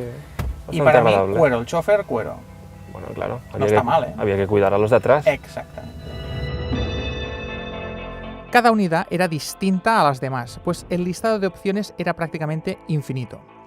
Los clientes podían incorporar al habitáculo todo aquello que se les antojara. Televisión, teléfono, nevera, minibar, mampara divisoria, mesas plegables de madera, elevalunas, techo solar, reproductor de cassette, aire acondicionado específico solo para las plazas traseras, todo. Mira, Gerard, mira qué detalle. Aquí detrás tengo mesitas de madera. No son de plástico, son de madera auténtica. Y como estoy viendo, igual que todo el salpicadero. De hecho, el salpicadero es de los pocos coches que tiene una madera hecha de solo una sola pieza. O sea, algo que Mercedes usaba en los años 30, tallar una pieza de madera para todo el salpicadero. Algo que hoy ya no se estila y la calidad de la terminación es que es increíble. Esto es mejor que un Rolls. Sergi, ¿le puedes dar aquel botón de allí, por favor? Sí. Me estás calentando la cabeza ya, con tanto dato, macho.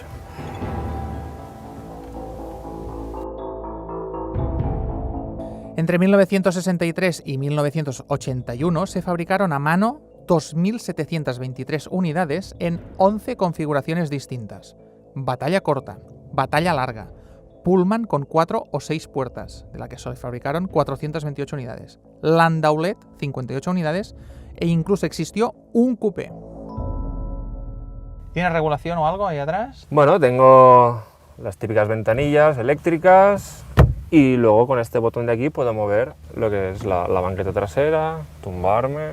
Esto es gracias a un sistema hidráulico, porque Mercedes-Benz, en lugar de optar por los motores eléctricos que había en aquel momento, en el año 63, para mover las distintas piezas del coche, como son los asientos, tapa del maletero, ventanillas, en vez de usar motores eléctricos que hacían un ruido que consideraban que no era propio de un coche de este nivel, optaron por la solución mucho más compleja del sistema hidráulico, que es suave, no hace ruido, eso sí, como te dejes la mano en la ventanilla... Sí, sí, un poco forzado. Bajar va bien, pero subir... Flash. Cuando veas la tapa del maletero ya me lo cuentas. Otra de las ventajas del sistema hidráulico es que la apertura del maletero es automática, tiene una buena capacidad y además tenemos la rueda de repuesto integrada. Ah, está bien. ¿Recuerdas lo que habíamos dicho de las ventanillas? Sí, ¿eh? Otra guillotina, a la francesa.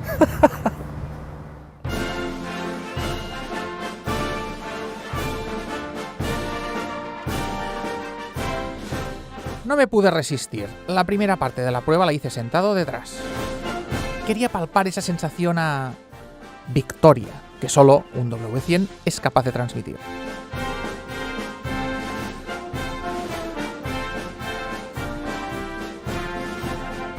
Hoy nos acompaña Stefan Bebo, mecánico del Classic Center de Mercedes-Benz en Fellbach. Trabaja desde hace 10 años como mecánico de los clásicos más especiales de la firma.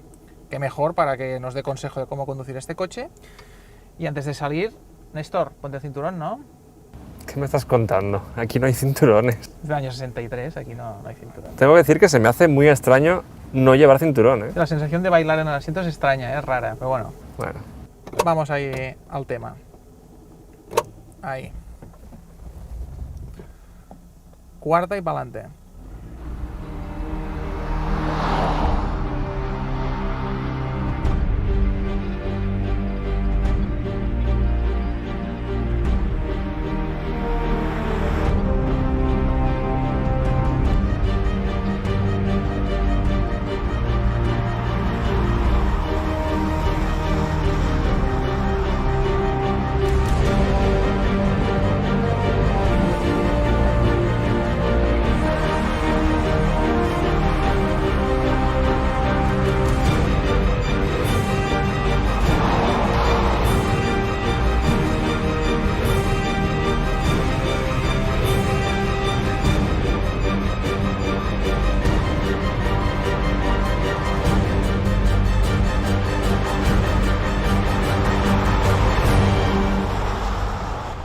hora de conducir este coche tienes que tomártelo con calma, no es un deportivo, si bien es una limusina muy fácil de conducir, por las dimensiones que tiene, es un coche que lo manejas sin problema. Y bueno, las prestaciones tampoco están mal. En la época declaraba un 9,7 en el 0 a 100 y 205 de punta. Pasar de 200 con una limusina de unas 3 toneladas de peso, tal y como estamos ahora, con 4 adultos, es un buen registro. Ya hemos comentado antes, esto es un V8, 6,2 litros, 250 caballos y 500 Nm a solo 2.800 vueltas. La gracia de este propulsor es que tengas una buena entrega de par desde muy abajo, así puedes circular, como dicen los ingleses, effortlessly, o sea, sin necesidad de ir subiendo de vueltas a lo bestia. Suave, ¿no? Esto. Sí, aquí lo trasero muy cómodo. Y suena lo justo, suena bonito, pero no exagerado. ¿Eh? El sonido casi no se escucha desde dentro, si pisas. Un ligero zumbido. Sí, es muy finito el sonido, está muy bien. ¿Y la suspensión atrás, cómo la notas? Esto lleva una suspensión neumática. Sí, es muy blando, ¿eh? Aquí vamos como flotando casi.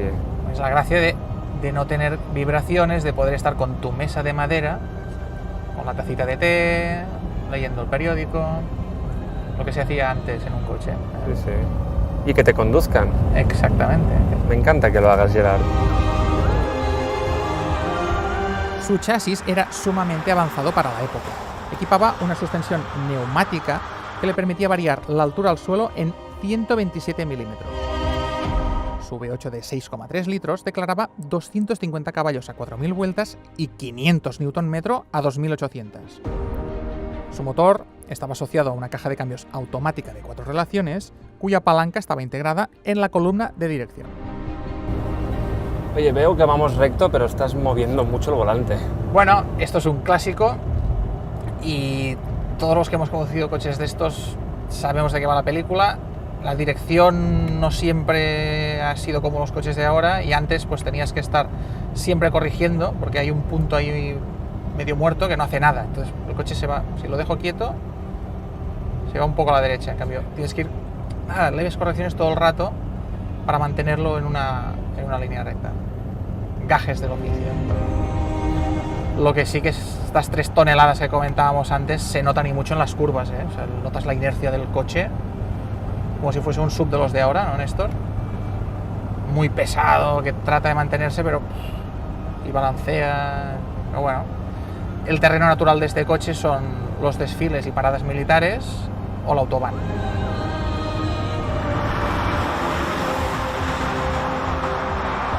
¿Qué te ha gustado lo de la mesa de madera, Néstor? Sí, está bien acabada, es funcional. Sí, pues sepas que esta es una unidad básica, no lleva casi opciones, radio, aire acondicionado, pero podías montar aire acondicionado independiente para las plazas traseras, televisión para las plazas traseras. Televisión, en blanco y negro, ¿no? Bueno, año 63, ¿qué quieres? Teléfono independiente, radioteléfono podías poner. Techo solar, de todo, o sea, todo lo que se le antojara al cliente de un 600 se lo podía configurar de forma 100% a medida, era como un traje a medida. Previo pago. Bueno, que podía comprar un coche de estos o era el dictador de un país o le iban muy bien en los negocios. Como Ángela Chani. Exactamente, como Ángela Chani, con su chofer Chaoli. Yo cara de chino tengo poca.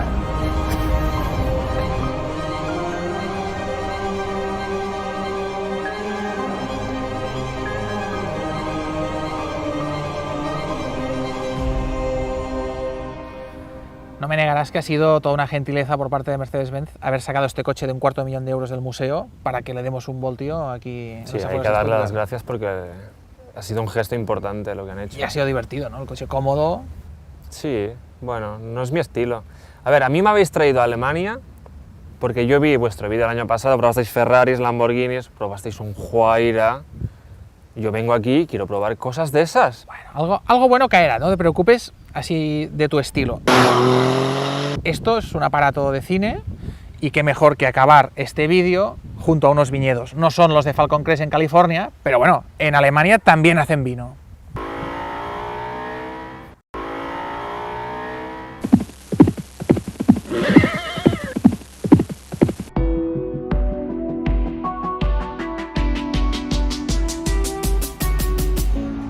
Empezamos la visita al Museo Mercedes desde el parking donde hemos aparcado nuestro GAMG. Pero es que además aquí ya tenemos algunas vitrinas con coches dentro. Dentro de este colosal edificio de 9 plantas se repasan los 130 años de historia de Mercedes-Benz.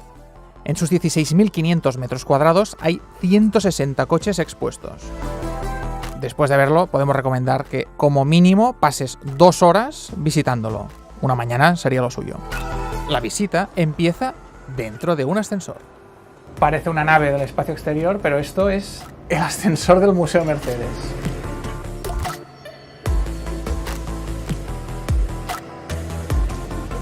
¿Este es imperioso? No, Mercedes tiene un caballo en la entrada para demostrar que antes de su coche, el hombre se movía por el mundo a caballo.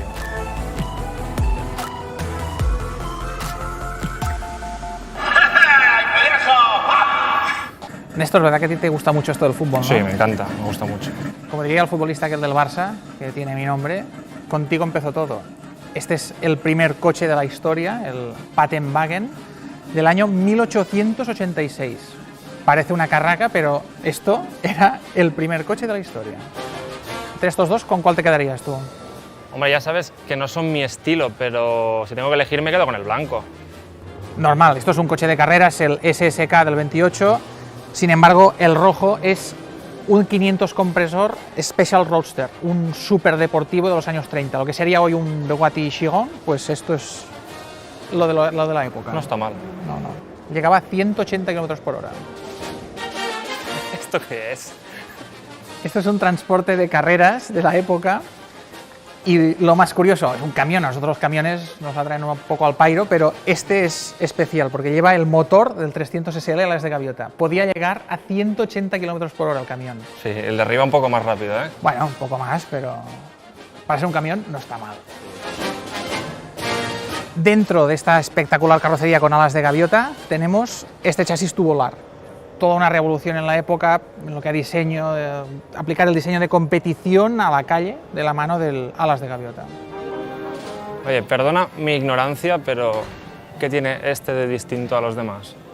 Esto es un SLR, un 300 SLR Uhlenhaut Coupé. Es la versión de calle o cerrada del que hemos visto de competición. Un coche único que solo se hizo para el propio Rudolf Uhlenhaut, el ingeniero que desarrolló los 300 SL, los coches de Gran Premio de los años 30, así como el Fórmula 1 con el que Fangio ganó el Mundial de Fórmula 1. Esto a Joan le haría gracia, ¿eh? Sí, sí, tiene una colección... Sí, pero creo que las ambulancias y los de bomberos no le acaban de triunfar, ¿eh? ¿Este qué es? El coche de los muertos, ¿no? Bueno, de hecho, en un día lo debió ser, pero esta unidad en concreto se usaba para probar el coche de delante. El coche de delante era un coche nuevo, entonces los ingenieros, como necesitaban ordenadores para analizar los datos de lo que estaba pasando en ese coche, estos ordenadores eran tan grandes que no cabían en el propio coche de pruebas, que tenían que estar dentro de este coche que está conectado al principal, al de pruebas, por unos cables, todo un invento. Mucha tecnología, pero sillitas de mimbre. Bueno, hombre, más ligeras, más ligeras. Claro, claro.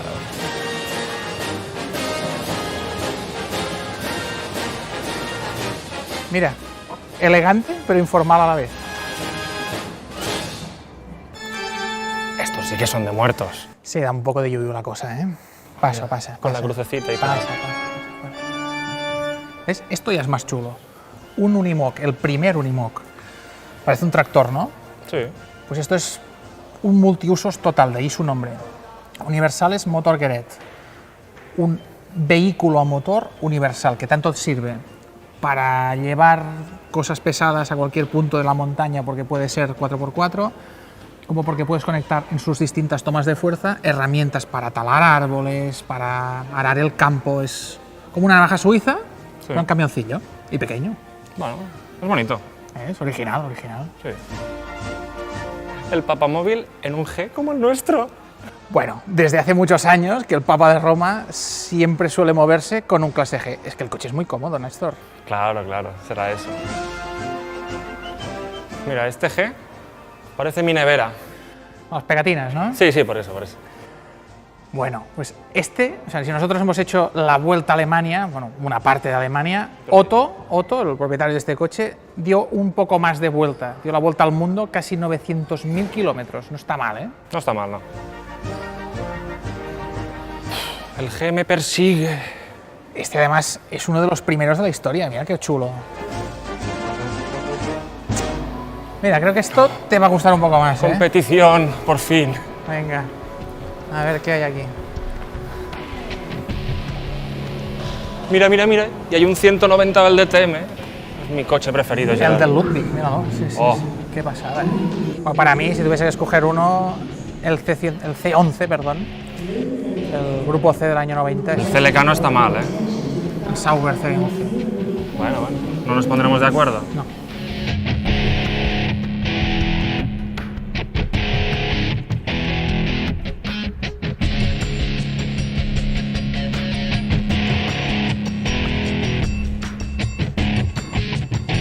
Mira, mira, este me lo sé. Häkkinen del 99, campeón del mundo. Una auténtica flecha de plata. Correcto, pero para flechas de plata, las de verdad son esas de ahí. Pa' allá no, pa' allá.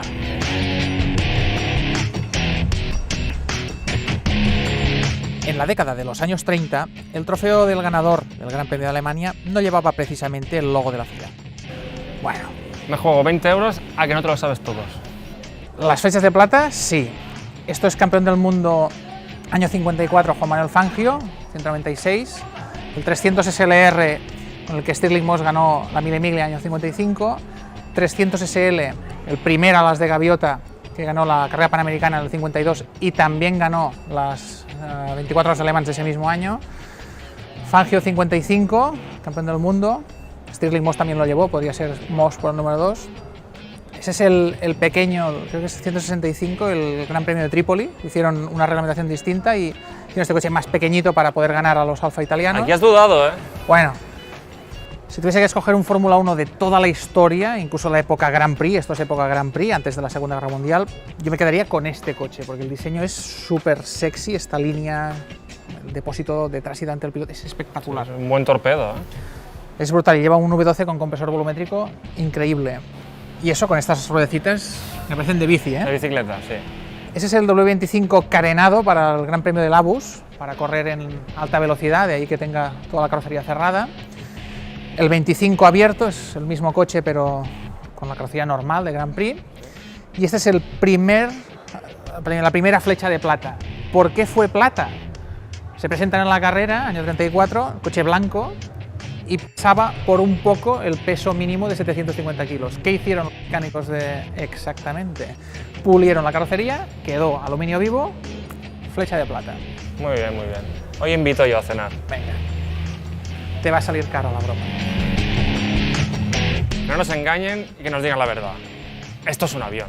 Y lleva motor de avión, un V12 Mercedes de 44 litros que presuntamente debía dar unos 3.000 caballos. Esto es un diseño Ferdinand Porsche. Después de que marchara de Mercedes y establecía su propia ingeniería, Ferdinand Porsche hizo este proyecto que justo fue terminado y se tuvo que quedar encerrado en la fábrica. ¿Por qué? Porque estalló, creo que era la Segunda Guerra Mundial y ya no dio tiempo a hacer nada más. No hace falta que hablemos de ese tema, ¿eh?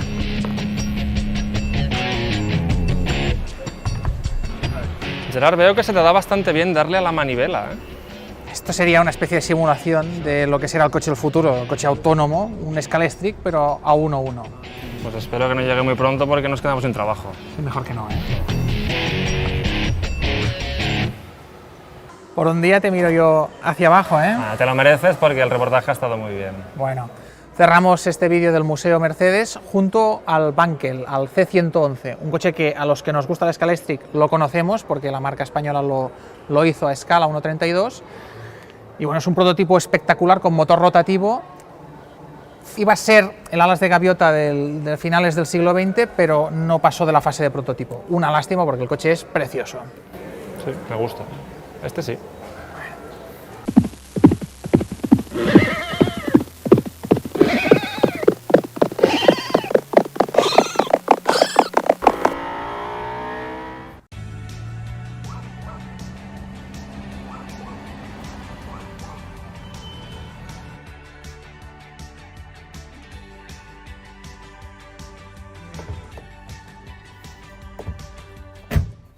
Muy buenas tardes, amigas y amigos. Es un gusto estar de nuevo con ustedes.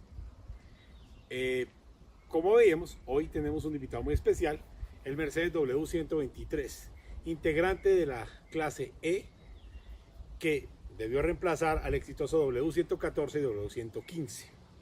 Este modelo se fabricó entre los años de 1976 y 1986, en el periodo durante el cual se fabricaron más de 2 millones de unidades. El Mercedes 123 estuvo disponible con 3 tipos de motorizaciones realmente: 4 cilindros, 5 cilindros diésel y 6 cilindros gasolina. El motor de 5 cilindros diésel incluso tuvo turbo. Estos motores siempre se han distinguido por su fortaleza y duración. Son motores casi eternos mientras se les preste el debido mantenimiento.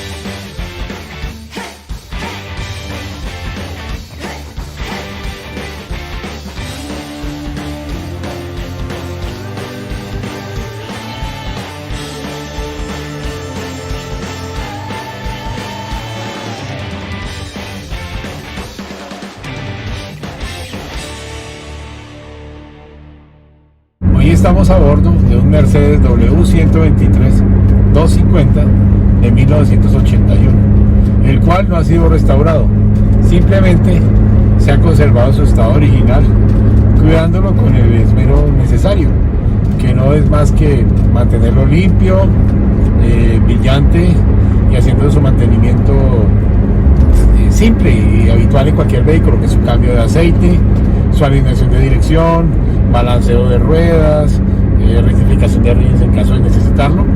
Y es un carro que se utiliza a diario. Esto es un carro que permanezca guardado, se usa a diario, se turna con otro carro por el tema del pico y placa, pero se utiliza a diario. Y la verdad, es un carro para disfrutar. Realmente, este vehículo, pese a tener 40 años de haber sido fabricado, ofrece una sensación de manejo realmente muy parecida a la de un vehículo actual. Los asientos son bastante cómodos, el timón es grande, eso sorprende. Las personas al verlo se sienten atraídas al tamaño del timón, y la explicación es muy sencilla. Este carro se ofrecía también con dirección manual, entonces requería un timón para tener el brazo de palanca y poder girar el timón fácilmente. En estos carros, en estos Mercedes, las opciones de equipamiento eran ilimitadas prácticamente. Este carro, por ejemplo, viene con dirección hidráulica, techo corredizo o sunroof, pero no tiene aire acondicionado. Algunas personas lo pedían con aire acondicionado, con acabados tipo madera en el panel de instrumentos. Y también había sillas con otras opciones diferentes a las de este, que este es un modelo básico. Existían también los espejos eléctricos de manejo eléctrico, los diésel son manuales, pero es un vehículo que, pese a tener, vuelvo y lo repito, 40 años de haber sido fabricado y tener en el odómetro 253.209 kilómetros recorridos, se encuentra en perfecto estado, está muy ajustado y es un carro absolutamente confiable, el cual, debido a que como mencionábamos anteriormente, se le hace sus mantenimientos debidos y a su tiempo, podríamos viajar a donde nos provoque y nos va a llevar y nos va a traer sin ningún tipo de problema, con la comodidad que mencionamos anteriormente. Muchas personas nos preguntan qué se siente o qué significa para nosotros tener un vehículo de estos. Pues para mí solo significa alegría, felicidad, disfrute, porque es un vehículo que, pese a lo que mencionábamos antes, a sus años, sigue estando en buen estado y tratamos de conservarlo siempre así. Y cuando asistimos a los eventos de vehículos antiguos, en especial de la marca Mercedes-Benz, de eventos de los cuales han hecho unos eventos grandísimos, hasta con más de 400 vehículos de esta marca, encuentran no solamente amigos, solidaridad y admiración mutua por los vehículos de nuestros y de los demás. Es un pasatiempo familiar, es una actividad familiar. En el mundo de los vehículos antiguos y clásicos no cabe el término alcohol y otro tipo de cosas. Es una actividad familiar, y cuando las personas cuenta con este apoyo del resto de la familia, de las personas que integran su núcleo familiar, es muy agradable porque todos terminan involucrados, tanto la señora, el esposo, los niños, hasta las mascotas. Y se crea una camaradería, se crea un ambiente de amistad, de solidaridad y de muchas veces de motivar a los demás a que arreglen sus carros y los conserven así. Y mucha gente piensa también que es muy caro tener un carro de estos, y resulta que un carro de estos no es tan caro, no vale tanta plata, vale mucho menos que uno nuevo o que uno reciente, y la verdad yo lo disfruto mucho más.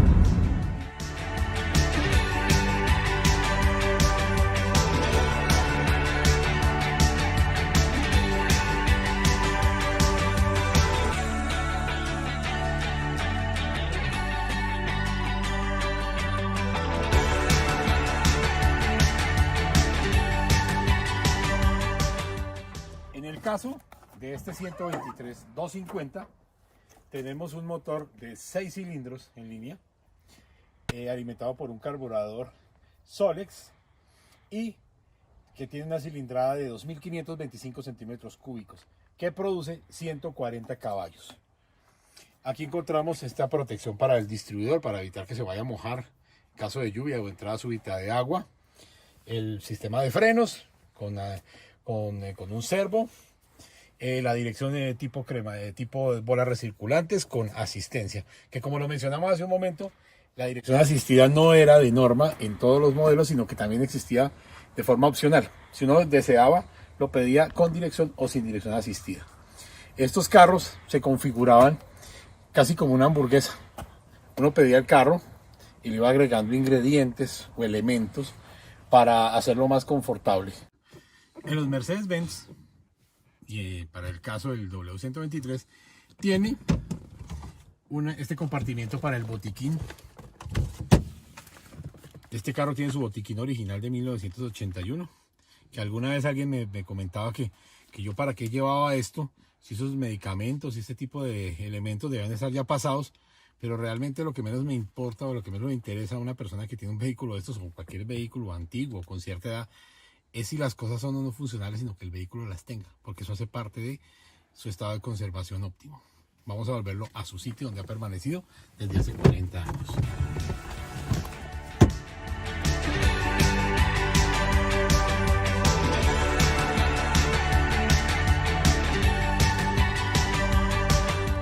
Bueno, aquí tenemos el baúl, que es bastante amplio y tiene un accesorio bien interesante que es parte del encanto del baúl.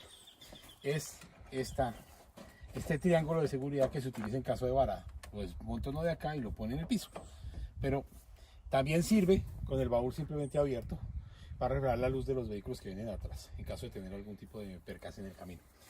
Y como vemos, espacio amplio. Aquí en la parte de abajo tenemos la llanta de repuesto, el gato y la herramienta.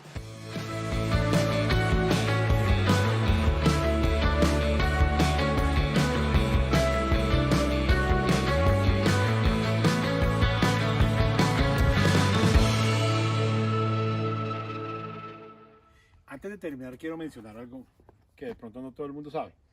Aquí vemos dos faros a cada lado. Debemos aclarar que solamente los faros de baja y de alta son estos. Estos centrales son exploradoras, que se manejan desde el tablero, y uno pensaría que por su ubicación alta y no debajo del bumper no funcionan del todo bien, pero realmente en carretera lo podemos ver que la efectividad es bastante grande y se nota mucho cuando uno los enciende. En estos vehículos de esta época, el dibujo de la luz, el que debe hacer la iluminación de un vehículo en la noche para delimitarnos bien el camino, lo hacía el vidrio, el propio vidrio, y realmente estos son faros de vidrio. El vidrio era el que hacía. Esta farola H4 tiene un dibujo especial, tanto para la derecha como la izquierda, para que haga el haz determinado para que tengamos bien delimitada la carretera. En los vehículos modernos, la superficie de los faros es totalmente plana. Y este dibujo que mencionábamos anteriormente, que lo hacía el vidrio en un vehículo antiguo, lo hace es el reflector del faro, que generalmente se fabricaba en policarbonato. Cumple exactamente la misma función, pero lo hace de diferente manera. Uno lo hace desde la parte externa, otro lo hace desde la parte interna. Para muchas personas este tipo de Mercedes-Benz, la del W123, era un carro muy común y en general hay muchísimos, todavía viven todos muchísimos, sobreviven muchísimos.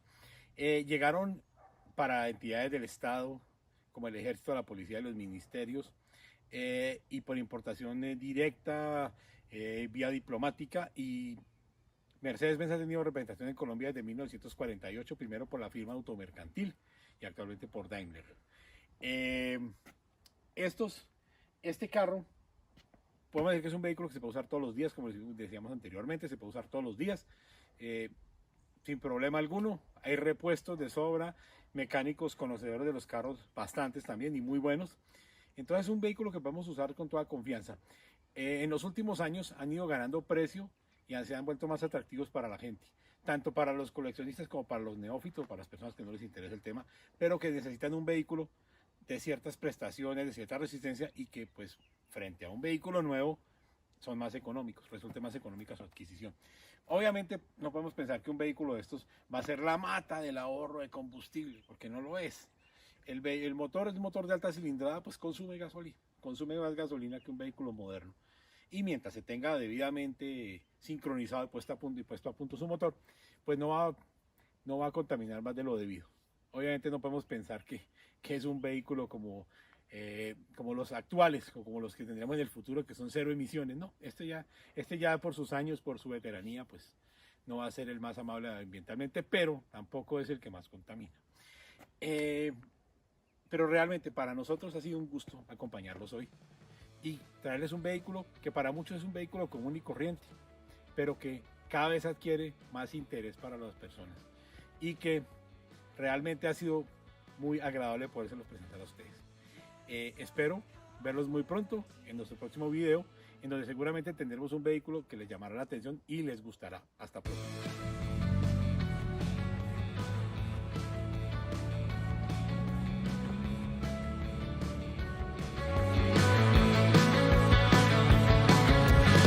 Yes, I'll come back to you. Then I'll ask, what have we done?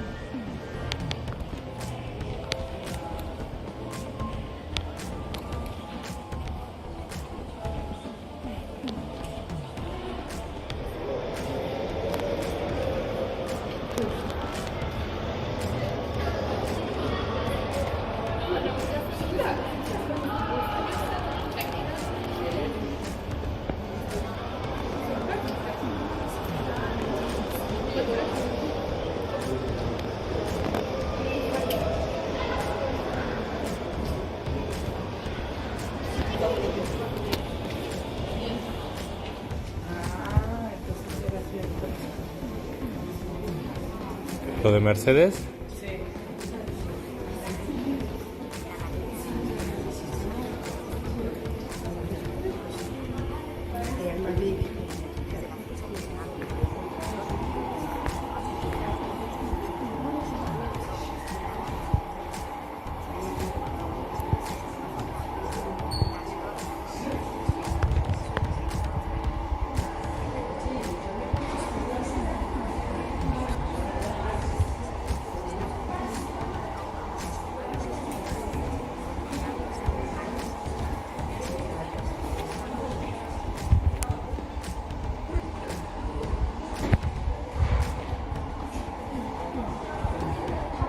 Perdón. Voy a atravesar.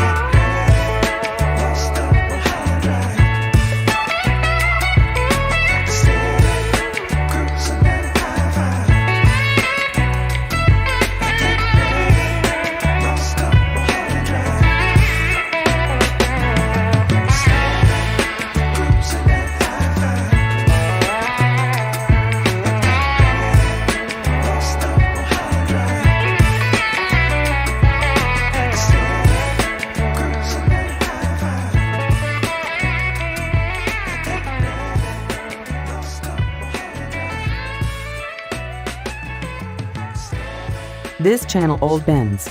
Thank you for your attention. Don't forget to subscribe to our channel.